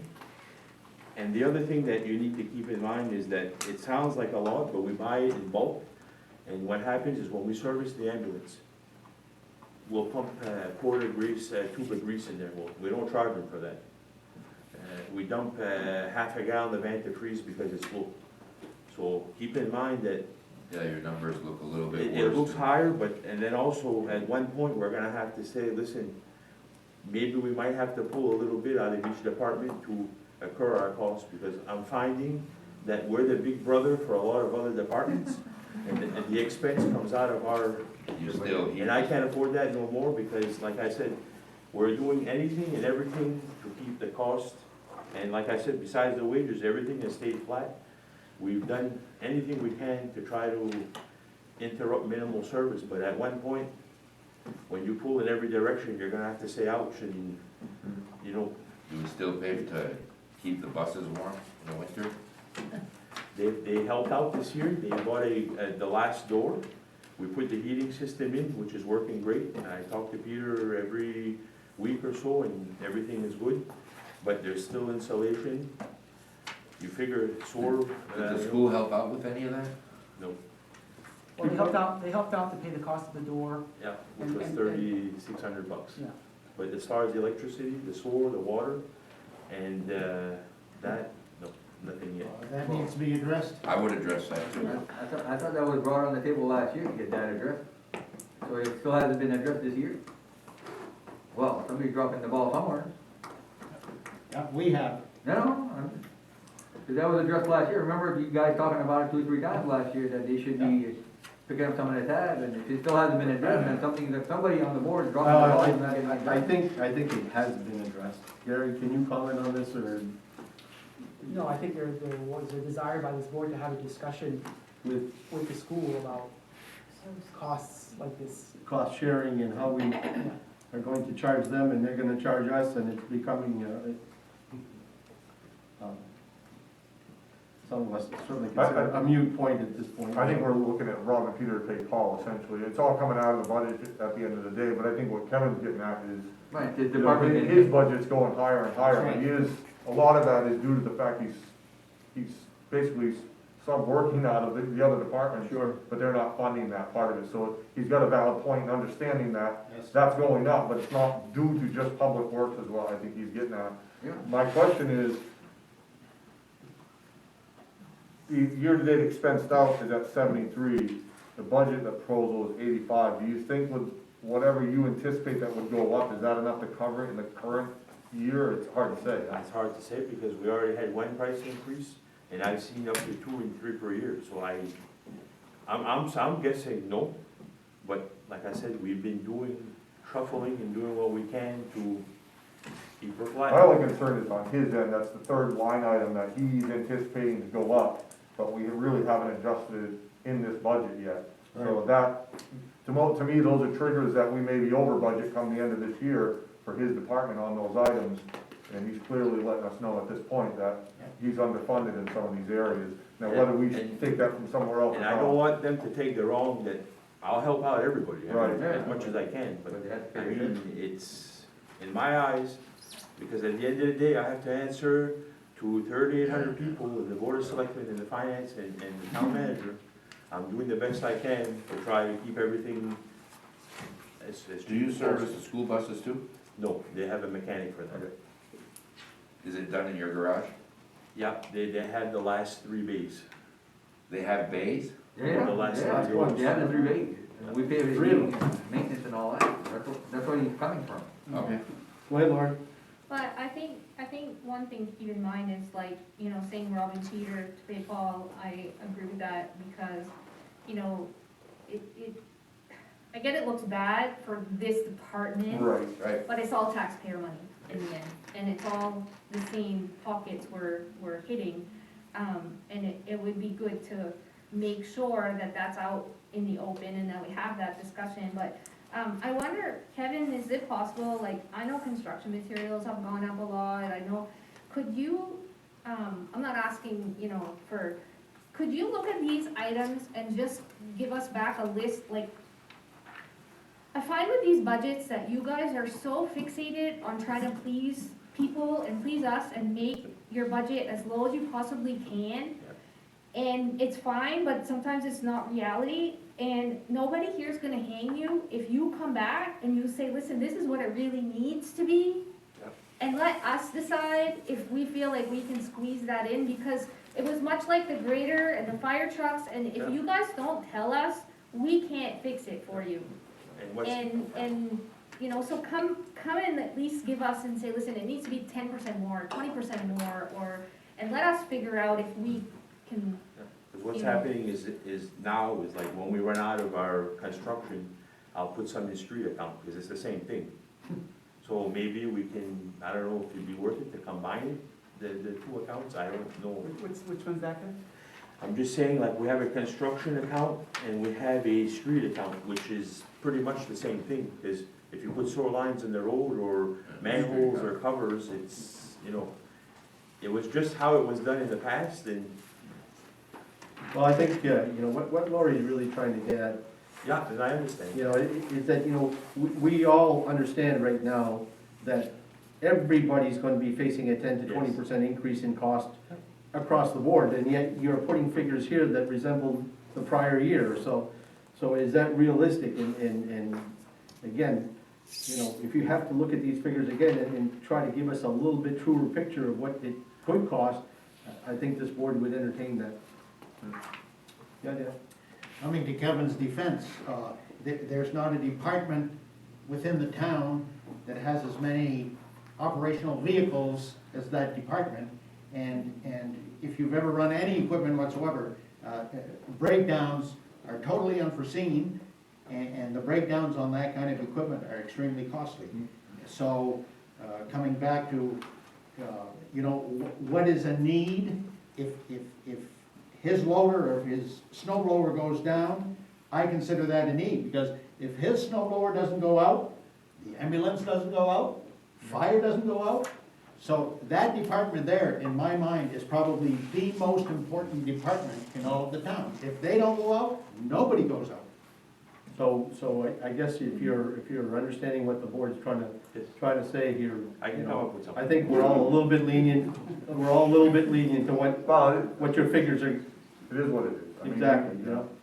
I'm just, like I said, I understand, and I'll work on something like that, but it's hard to predict, because Yeah, I've got a culvert on 16th Avenue that should have collapsed 3 years ago, and I've been patching it and putting it off, and just Yeah, but you know what around we it. mean, Kev. Yeah, You I know, understand. You know, when we're talking about some of these figures here, especially chemicals and asphalt, Yeah, I can sand do and that. gravel.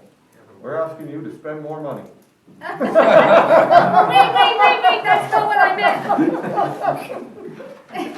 Keep going, Kev. I'd like to just have a more realistic shot at it, so we can look at it, because I flagged them for us to talk about. Yeah. Okay, I'll try to work on that this week, next week, so next time we meet, maybe I can try to have something for you guys. Thank you, Yeah, they're Tim. saving money, but there's also being a little bit too tight where they may hurt us. Okay, so next account, the guardrail account, 500, it stayed the same. Next to the sidewalk account, and we call that the sidewalk account, but that's pretty much what we use to spray the weed control on the sidewalks and in town. Next is the road striping, and that's what we use to paint all the crosswalks and stuff like that in town. And the road lines, when we're done hot topping our roads in the back settlements especially, we're gonna go out and put yellow lines. I haven't done it the past couple of years, because when you hit a bump, You're all over the place, and then they call and say, was the guy, drinking when he was working, or? Kevin, with your increased budget in asphalt and tarring for this year, are you gonna need more for that painting, or is that gonna cover, is all? No, because I have barrels that I've been putting aside for a rainy day, so I'll have more than enough to cover. Okay. Awesome. Yeah. Next is the water district maintenance, pump house. That's gone up in the past couple of years, and what's happening is that for the past couple of years, we've had a lot of construction in town. The main DOT uses that to fill their tanker truck, some of the contractors in town. And since they tore apart the dam number 2, all the silt is coming down to dam number 1. And our outlet, there's no screen, so we're trying to figure out a way to put a cage on there with like a catwalk to get there so we can clean that. Because once it fills up inside, we gotta have pelletiers go in there and pump it out, and that's, usually a couple times a year. We share the cost, I think, with the water district, they bill us for that, we split that. We had talked about charging the contractors in the past, but I mean, how do you figure that? We talked about that last Yeah, year. I so I think that we should just leave things as it is, and when it's kaput, because the motor is getting tired, and Don Chassis told us it's a $25,000 plus repair, then we'll go to plan B, So, put a pump in the book, and so with the bridge construction coming and that place probably gonna get a lot more traffic, do we need to be proactive about that setup over there, or? that was another concern. I think that they're probably gonna pull out of the river, because it makes no sense to take brook water from there and bring it there when you have millions of gallons. I'm just talking about the contractors and us when we wash our streets and stuff like that. So we're hoping that if we have a chance shortly, that we can, this year or next year, to try to come up with a plan to work on that. And then after that, the only thing is Public Works Garage. We've got $5,000 a year for building maintenance. And we just finished the last of our doors and our heating system, and then I talked to Gary about our furnace room. It's leaking, the sheetrock is all full of water, the ceiling's about to collapse. So I got a price I called 3 contractors, and 2 of them I called multiple times and they never reached back to me. And then one of them got back to me, and I think if we helped them out, we were in the 17,000 to 20,000 range. To take out that whole section and then redo it, and then just the section where the furnace is, you gotta have fireproof sheetrock up to code and stuff, so. And then we would metal the rest of it. And then, Separate building? huh? Is that a separate building? No, that's the one, the little lean-to in the front. Half of it is an oil room for our waste oil and oil tank. And then the other side towards Madawaska, probably 10, 12 feet by there, that's our furnace room. And an add-on building? Yeah, and then they patched it for the past 15, 20 years, and now it's leaking. The sheetrock is molded, and it's pretty, So 5,000 won't cover that? no, but I think that we might have a little bit of money left over under contracted services, maybe that I can do that, because we didn't pick up snow as much as this year. We had a good winter for the most part, so. I think what he's saying is that you're gonna do that work out of the budget that you're in right now. I'm hoping to, I'll know That's why more it's in the not- next it's not couple in of the weeks what budget I'm for- left with. Okay. Yeah, so. At the end of that, like I said, the only thing this year, where we don't plan on purchasing any equipment, we pushed it back a year. But our wheeler at the lake, we usually replace our lake plows, Guyan Road and the lake every 15 years. We're going on year 20 and 21. It's got 14,000 hours, it's a 2002. They usually plow for 15 years. The frame is about to break in half behind the cab, it's rotted out between the double frames. And the inspection station said that after this year, they don't want to see it back because it will not pass inspection. The cab on the passenger side is rotted out, it's about to go to the floorboard, and the box has been repaired, the dump body has been repaired 2 or 3 times, and it's beyond repair.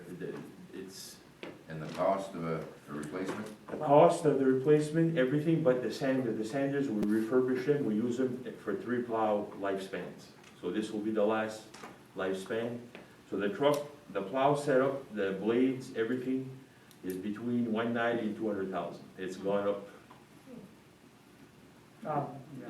it's gone up quite a bit. When we sent a guy, we paid it. But I think they bought a sander too, that's why. What they bought was the Four Seasons stainless steel box that has the built-in sander, so Oh, no. it's not the slide-in one, and it dumps in front of the wheel rather than behind. And us, our sander is good, it's good for one more life span of maybe 15 years again, so. And that's probably, I would guess, if I have to say, 15, 20, 25 grand now, it's gone up quite a bit, so. So you're not asking for a vehicle money at all? Nope. Lori, go ahead. Me again, Yes. sorry. So Kev, you have, I know we're gonna get to capital purchases, but I'm sorry, for me, this is all together here. Right now you have 364.5, right? Yep. We're gonna pave, starting This year, this year. Do you need 364.5? For the paving, Do you still need the full 364.5 for this year? Because I think when we get to the paving part of the plan was to take some of the 264.5 to pay some of that payment, correct? Because we're paying now 117, I think? 117 for our old loan, that's gonna be done next year. it was So- 224, the balance, but I was under the impression that we were only gonna pay the loan next year. Right, you're 100% right. What I'm getting at is, can the 117 go toward the wheeler this year? Can we could you just think about how, I don't know if you can make that work, but we I gotta set ourselves up for that I know what payment you're saying, anyway. but how do I say that? I have a plan of action, it's just that I wanna take that money and put that in the road reserve. And sit on it, because even if it sits there, we don't lose it. If I need a truck sooner than later, because it's a year out, and I think that, I've talked to Scott and the guys at the shop, and I think that we can stretch it out till next year, because what's happening is our payloader, the last one we bought, the lease is paid, and the truck in town is paid, so that'll pay off 2 loans. And I was gonna take the wheeler and just roll it over, so it doesn't change nothing. I'm just trying to build up a reserve, so if something would happen one year that our loader lets go at the last minute, that we have a reserve or something for a rainy day, or if a road would wash out, that, like on 16th Avenue, that's a $100,000 job. I wanna have a cushion, because right now, we barely have anything, and I'm trying to build that up to 300 plus because Wait, Madawaska is a big But you know, area. Kev, when you do that, you're really hurting yourself too at the same time. I mean, what Lori is really suggesting is that you actually establish funds for your wheeler. Because if anything happens as you're itemizing right now, that becomes a major expense for you, you've gotta take care of it anyway, you know? And all of a sudden now, that account is depleted, and we're, I was faced just with- doing it so we didn't have too many leases out there, because we still had the loader, the truck, and the pickups, that was 4. So I was waiting to cancel 2 off, so it doesn't change nothing in asking for more money or adding another debt or more debt on top of debt. Okay. That's what I was, I think we're saying the same thing, because I was wondering if that 117 could be, I mean, I'm not saying you need to buy the wheeler now, I'm just Yeah. saying, could we take that 117, since we're not using it for paving yet, and put that into an account Well, the 117 is a loan though, so. for, The not for this, you're on the loan this year, your last payment for your loan is this year? This is the last payment this year, I believe, it's budgeted in. And then the next budget year, your payment shouldn't hit this budget, Right, the next so- budget So you're year. talking about next year? So you got a free year in the middle, don't you? this is Not a the free year, but- or this is, I think this is the year, This is the, if I see right. do you have one more payment? Or with It'll the, be this last year, yeah. this is the last year that we're paying off this year? One of them, yeah. Okay. I guess, you know, we can just think about it and let me know. Because I'm thinking if that 117 is freed up, let's, like, Assign it. Let's Assign double it. check on that. yeah. I wanna mention one thing too, and specific to reserve accounts and road reserve accounts and why it's important is, like Kevin was talking about 16th Ave, covered by the Knights of Columbus. That culvert there is one of the first plastic culverts that they came out with when they went from steel and they came out with the new plastic. And if something wrong with that plastic, it's failing, it's busting in a weird way. But Kevin's been able to slip it and have it secured. We have a lot of big culverts in town, and big culverts are considered bridges by MDOT. So the Gagnon Road Bridge, the big culvert for the brook there, that's considered a bridge. City Gate, by the fire station, considered a bridge. The state of Maine goes by every single year, and they look at our bridge assessment because they're by law mandated to assess bridges. So they consider culverts as bridges. And they tell us, well, this is a concern, they take some pictures, and they say, well, you probably should do something here and do something there. And so we try at best to keep them satisfied and hold them at bay, but, you know, like, it's conceivable, like, in the next 5 years, we're gonna have to take that 16th Ave culvert and fix that. And that's why road reserve accounts are so important, so we don't have to incur that cost all at once. We can put some money in. It's what Gagnon Road Bridge as well, that has a lot of undermining issues at the outlets and the inlets that we're gonna have to address. It's not a crisis per se, but we had actually looked at getting a grant, DEP has a grant program on that, but It was costing us more than it was worth, I it said. was a lot of money. Gagnon, that's potentially a $300,000-$500,000 project, that culvert. Because it's coffer dams and pumping and DEP and the whole lot, engineering, so it's why we really focus on the reserve accounts, so we can build up, and when something happens that's unforeseen, this board has the financial funds to fix it. And we're not, if it's not in the budget, then we can't do it, then we're going to town meeting and we're borrowing money, so I think we've made some great strides and starting to put more money into reserves, and I'd like to see that continue. Is it possible to maybe look like at a really good used truck? Maybe we could do a little savings there? I mean, there's a lot of companies that are failing this What time of year happens is there. that, because we have municipality discount, we're buying a new one cheaper than they can sell a used one. Because on a loader, we can buy a brand new loader for $130, $140, and if you're a Joe Schmo off the street, it's $180 to $200,000. So, and there's no warranty if you buy used, so that's why that we push to try to get, because we get a government discount. Gotcha. I think concerning on my end, at least from a finance committee's point of view, I think there's a lot of work, or a lot of thinking to do on this particular budget in general. To know that, I mean, we could pass the budget this year, but I think in 2 or 3 years down the road from now, we're gonna be in a bind if we don't start looking at this stuff now. That's what I think you're facing. Yeah.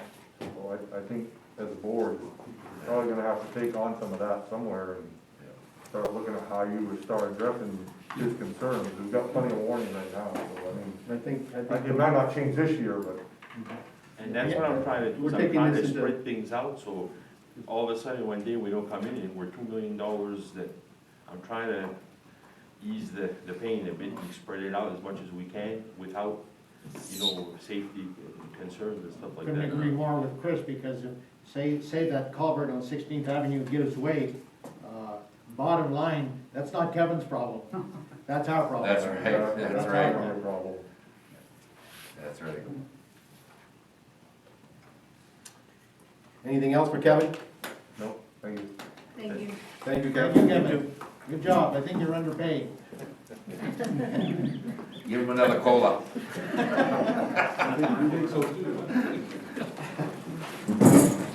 So Gary, what's the next Give me your one? Pepsi. Gerald's in the hot seat. That's right. That's, Department, 130. 130?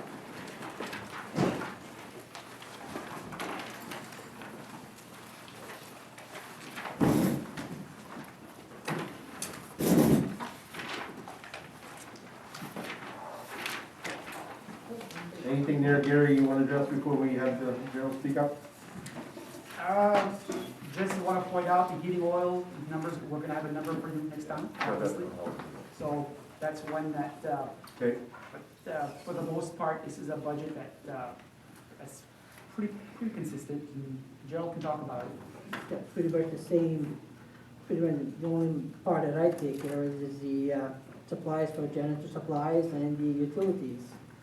And the building repair, it's pretty much crossover from year to year. As you can see, there's nothing much, I replaced the lights, the LED lights a few years ago, so that's why the electricity went down a little bit, so there is an advantage to that, to change into LEDs. And other than that, it's pretty much crossover. And a lot of these line items is for the town office itself. And I'll jump in on certain things, because some of like our computer system and our software, municipal software system, you know, are in this budget. So, I can talk about those as we head down the line. So let's go down line by line, Gerald, and, Okay. and then we can ask all the questions, and we'll do our best to answer them. Okay. The miscellaneous, well, it's part, again, that's for the town office too, when they buy some, whatever they need there, because my part is more under the building repairs and maintenance for when I get something. And then you got the supplies for janitor supplies, that's pretty much the same yearly.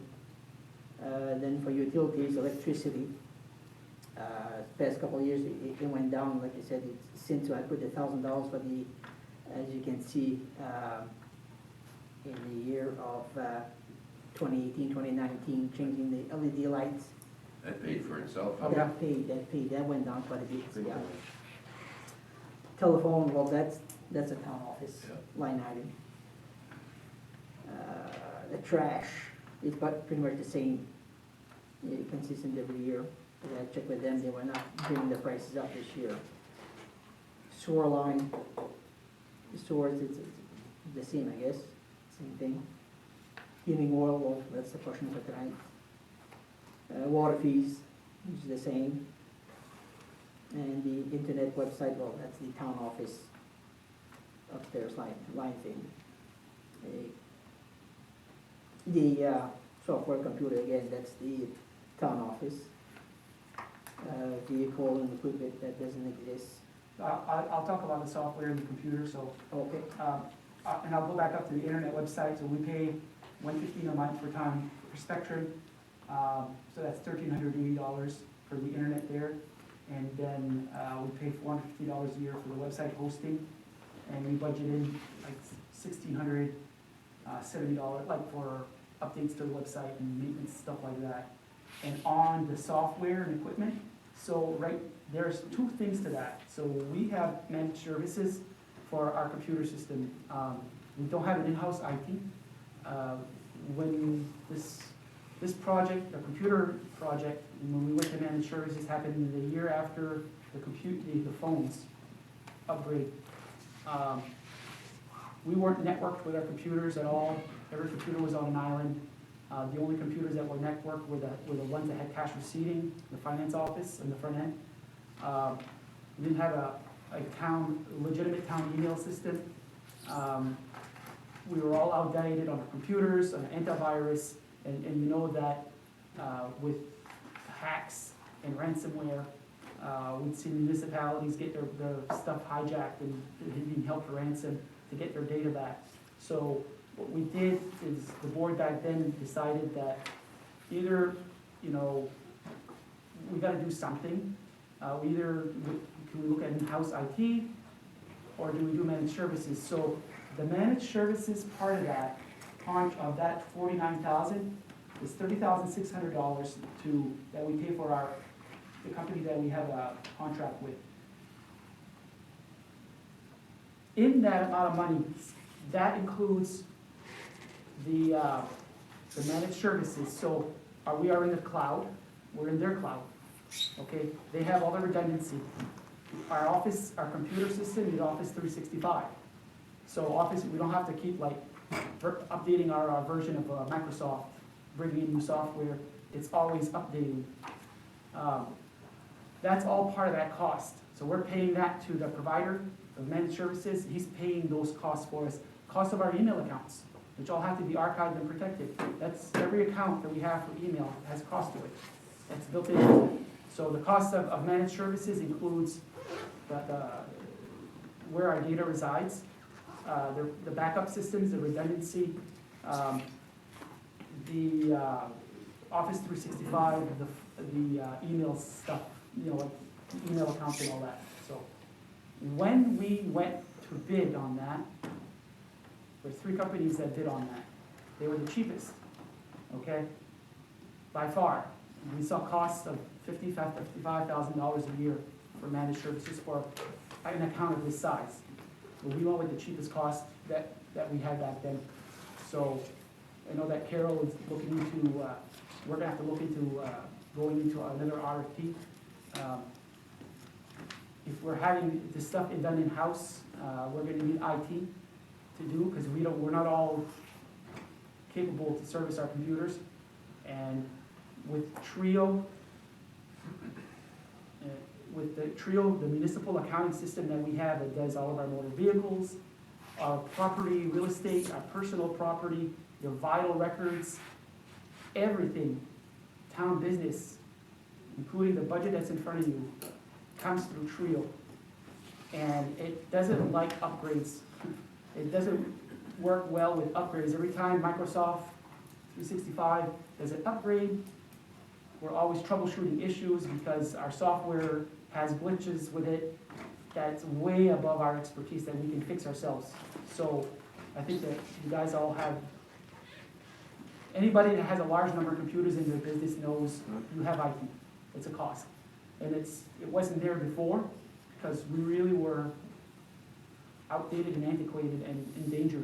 So we're going to be looking to put out probably another RFP to try to keep the pencil sharp on those costs, which I'm not sure if we'll have it done in time for this year. Mind you that if we had another bidder, that were to get managed services from where they're at now, we're moving a lot of stuff, data and accounts, and so it's just not a simple thing to do. It's very possible to do, but it takes time. Part of that cost as well, we pay $14,462, $15,908, we're rounding it to 900, for our Trio annual license for our software system, Trio. Sounds like a lot of money, but Trio is in sync with Maine's Maine's systems, motor vehicles, vitals, everything is in there, IFNW. So any upgrades and changes that are made, okay, on the state side of things, that's done, that's working in the background. They do all those updates for us. So the municipal accounting, that's part of that stuff is always changing. It works behind the scenes. We don't change that. There are only 2 companies in the state of Maine that provide this kind of municipal accounting system. There's this and Munis, and by far this is the highest percentage of towns use the Trio system. We also have in there $2,500 for the module for personal property. Does that still need to be in there, Carol? It's part of the trio. Part of the Trio. So It's in there. we are moving our personal property accounts out of pencil and paper, that's the old way, to putting it into Trio.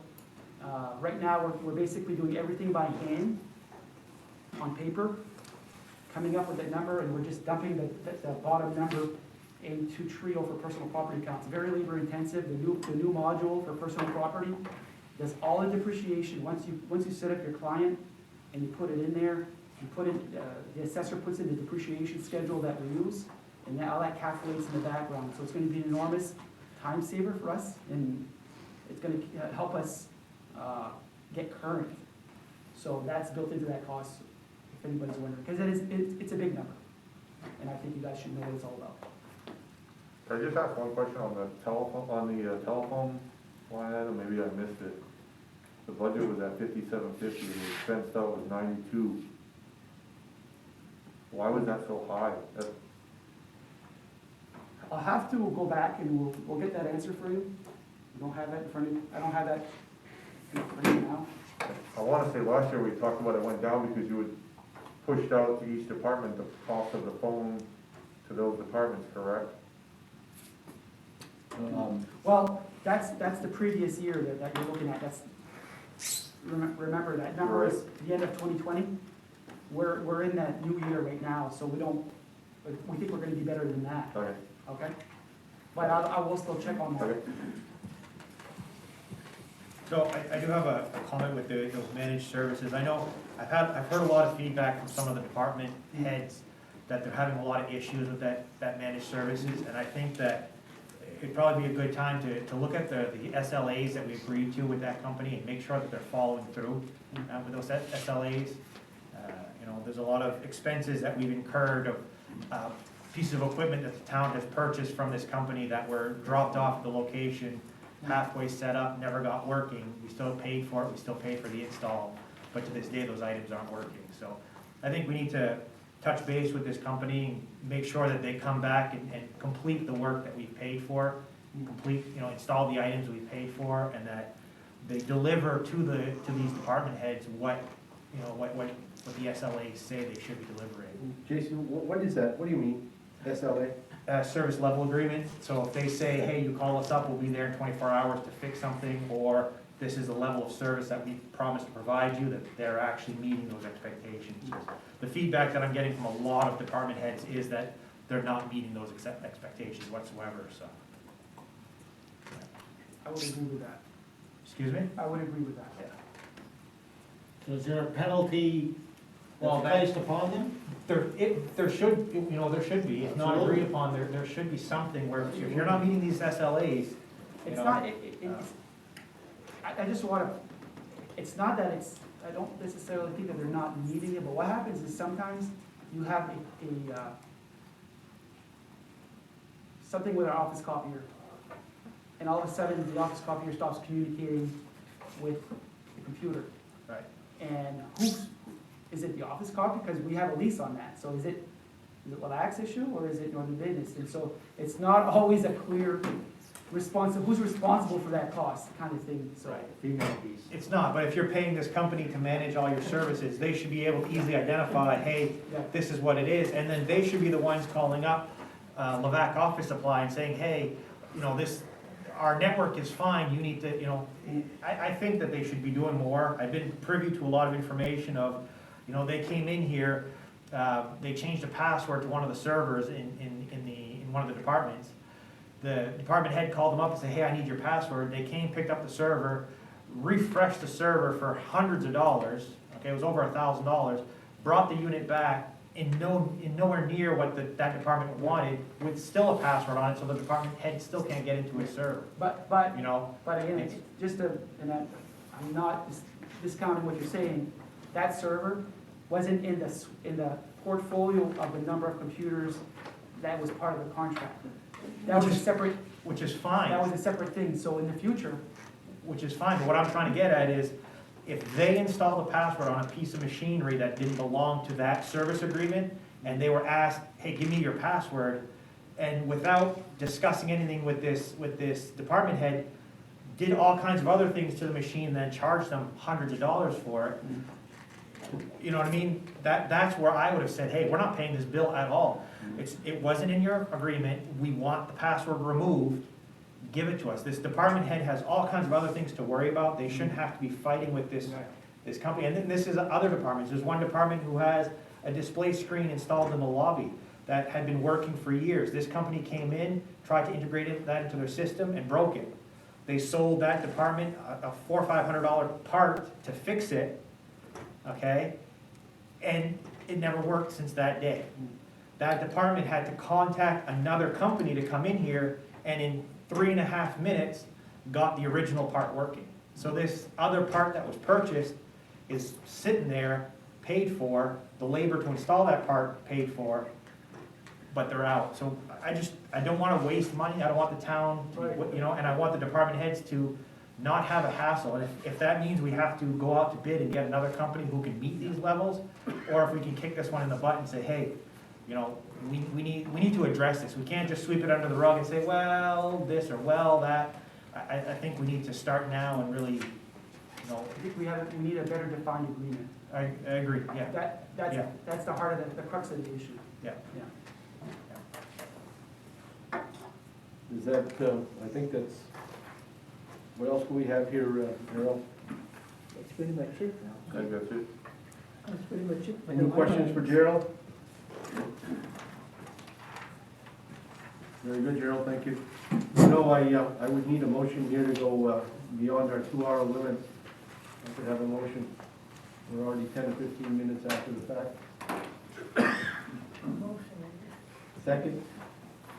Look at me, I'm ready to leave. All in favor? Opposed. Yes, I saw it.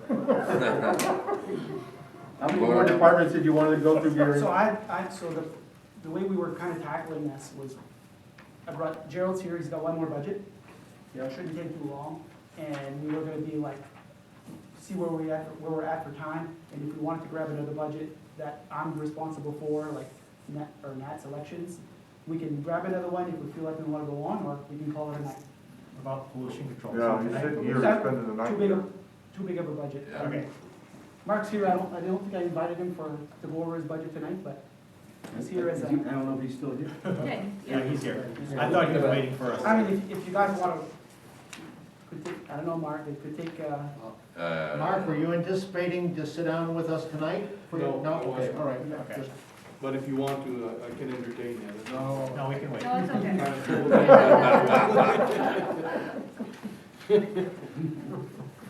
So, do we want to do Department 135, is that what we're? yeah, Gerald's here, so. Okay, so, let's go to 135. 135 is safety complex.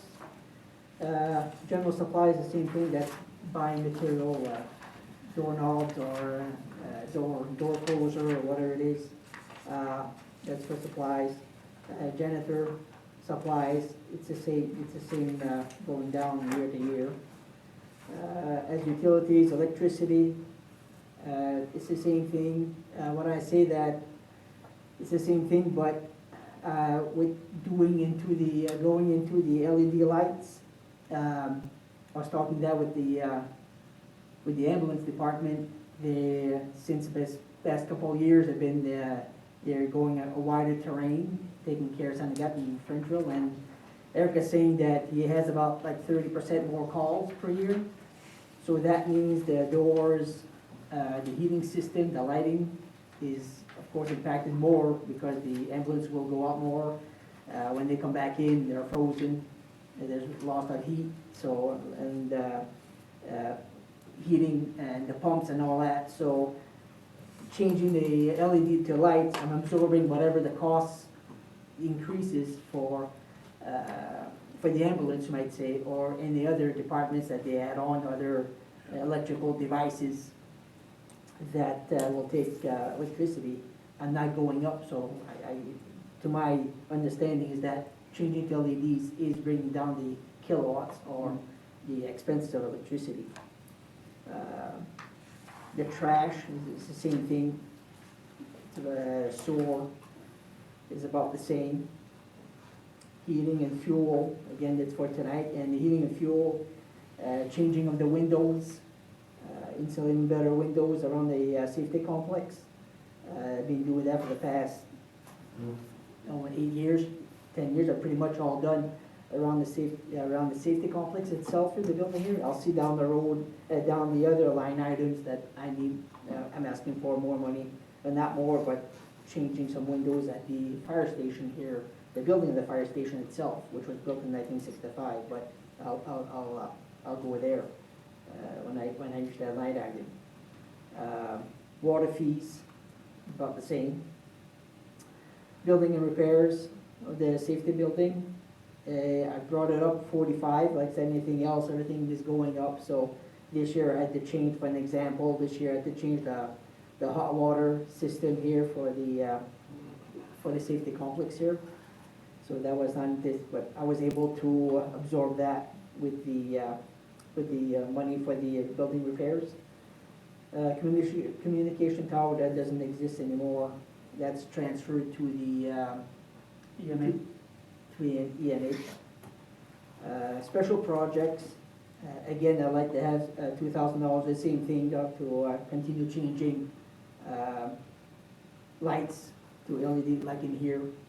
That's what I did this year. I got some more to be changed. Small windows, well, that's where the small windows, the only thing I got left here for the safety complex here is the windows going down the staircases. But that's not like being in a room or there's nobody sitting next to those windows. So I try to refer to changing windows in the fire station, which that was built in 1965. So those are the same windows, they're just one pane windows with a storm window on the other side. So like up to last week, you could write your name on the frost on the windows. And we only keep that, the building is kept at 55 to 60 degrees, but you still feel cold air coming out, so I think it would be worthwhile changing them windows.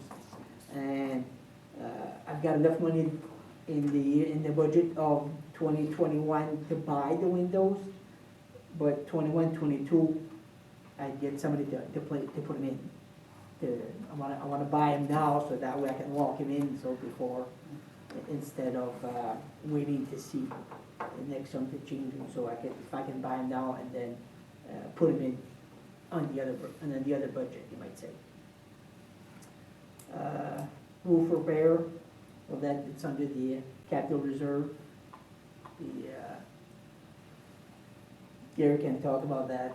Yeah, we did that last year. Yeah, so we put in 50 last year, we're putting another 50, Yeah. 55 for 50, you should all. I want to point out too, with Gerald, when he does the lights, the LED lights, he's using, leveraging town money to get efficiency main funds. So the cost of the projects are more than that. But, you know, whenever Gerald, we get notices that efficiency main has funds available, Gerald's been really good about applying and being successful in getting some efficiency main funds to help offset the cost of changing these lights. Plus it saves money on electricity. Plus it saves money. How much more lighting do we have to change in this building? How much more? How many more? Going the rate, I've got 2 more years. See if I can change. It depends on the efficiency, how much they rebate back. Okay. Last year, we had a bigger rebate. This year, I still go with the lower So how lights. many do you have done? 30, I got 60 lights done. 30 last year, 60, there's now gold. I have another 30, with 40 lights these here, like About this here. 60% done. Yep, okay. What? Yeah, but then I got the 8-footers in the garages where the fire trucks are to be done. And then 2 years ago, it was better to change the 8-footers because they're having a bigger rebate at that time. Then they got better rebates on the 2x4, they call them. So it plays on where you go, how it does. The police overhead door, well, that was, I changed that last time, in this budget. Just a quick question, Gerald, on the communications tower, you didn't have anything approved last year, but there is $1,000 charge expense year to date. You know what that was for? That was from the previous, Previous you year. gotta go one more column. It's from the 2020. You know what I mean? It's not in this, But like in the Expense June. 2020 budget didn't have anything approved for it. Yeah, 2019, 2020, you yeah. the 2020 budget. And then last year was transferred to Jim. We just gotta go over one more column for that. Okay. That expense is from that previous, relates to that 2019, 2020 budget year. I got it. I wanna, since we're all here, and I wanna ask Gerald, I know that the ambulance bays, doors, you know, we talk about heat loss. We also talk about, there used to be an air exchanger system in there, and we had issues with that. And if we could just have a little bit of talk about it, I don't think we can do anything with respect to the budget, maybe, but thinking long-term. One of the issues with ambulances is they rot really quick, okay? The rust gets into the carriage of the ambulance unit itself, and you put those ambulances into a building that's heated, the worst thing you can do for a car is park it in a heated garage, and it causes it to rust. So because of that, our ambulances, not just us, they need to be heated, right? And I'm wondering is if we might think about in the future going to like a radiant heat system in there, okay? Where we would be able to do away with the air exchanger, and it would dry out those ambulances much quicker. And it would preserve the life of our ambulances because we get the humidity out of the building much quicker, and the recovery time for heat with radiant heat in a garage like that is like this.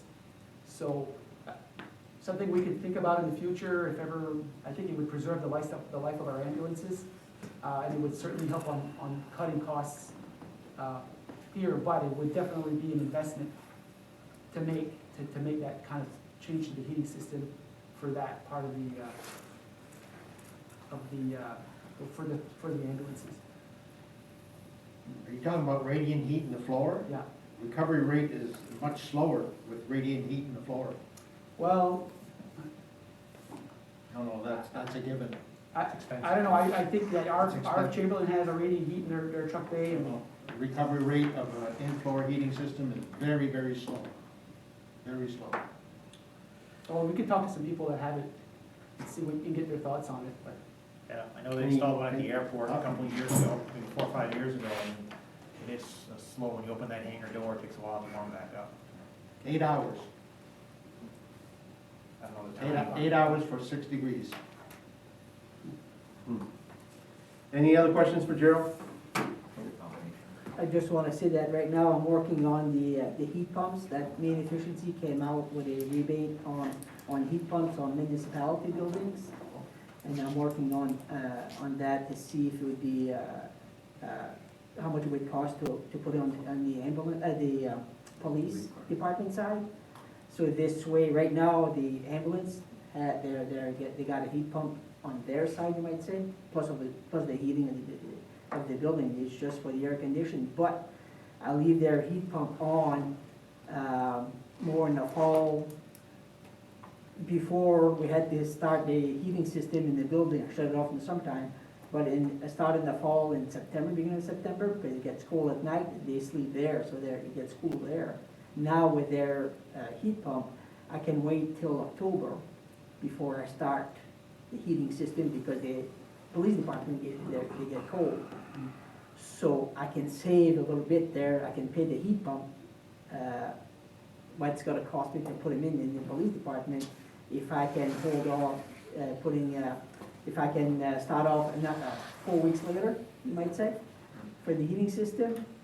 So before they get too cold that the heat pumps, the other parts of the building gets too cold. So if I can grab another month of saving the heat system in the spring and in the fall, that would pay the heating system or the heat pumps by themselves.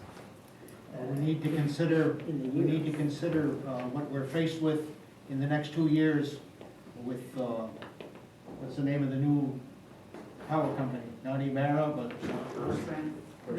Percent. We're getting a 25% increase in the next 2 years for delivery charges of electricity. So if you do the math on the heat pumps, I've looked into them, we need to be extremely careful. I am not a believer on the numbers that I've come up with. I am not a believer in heat pumps.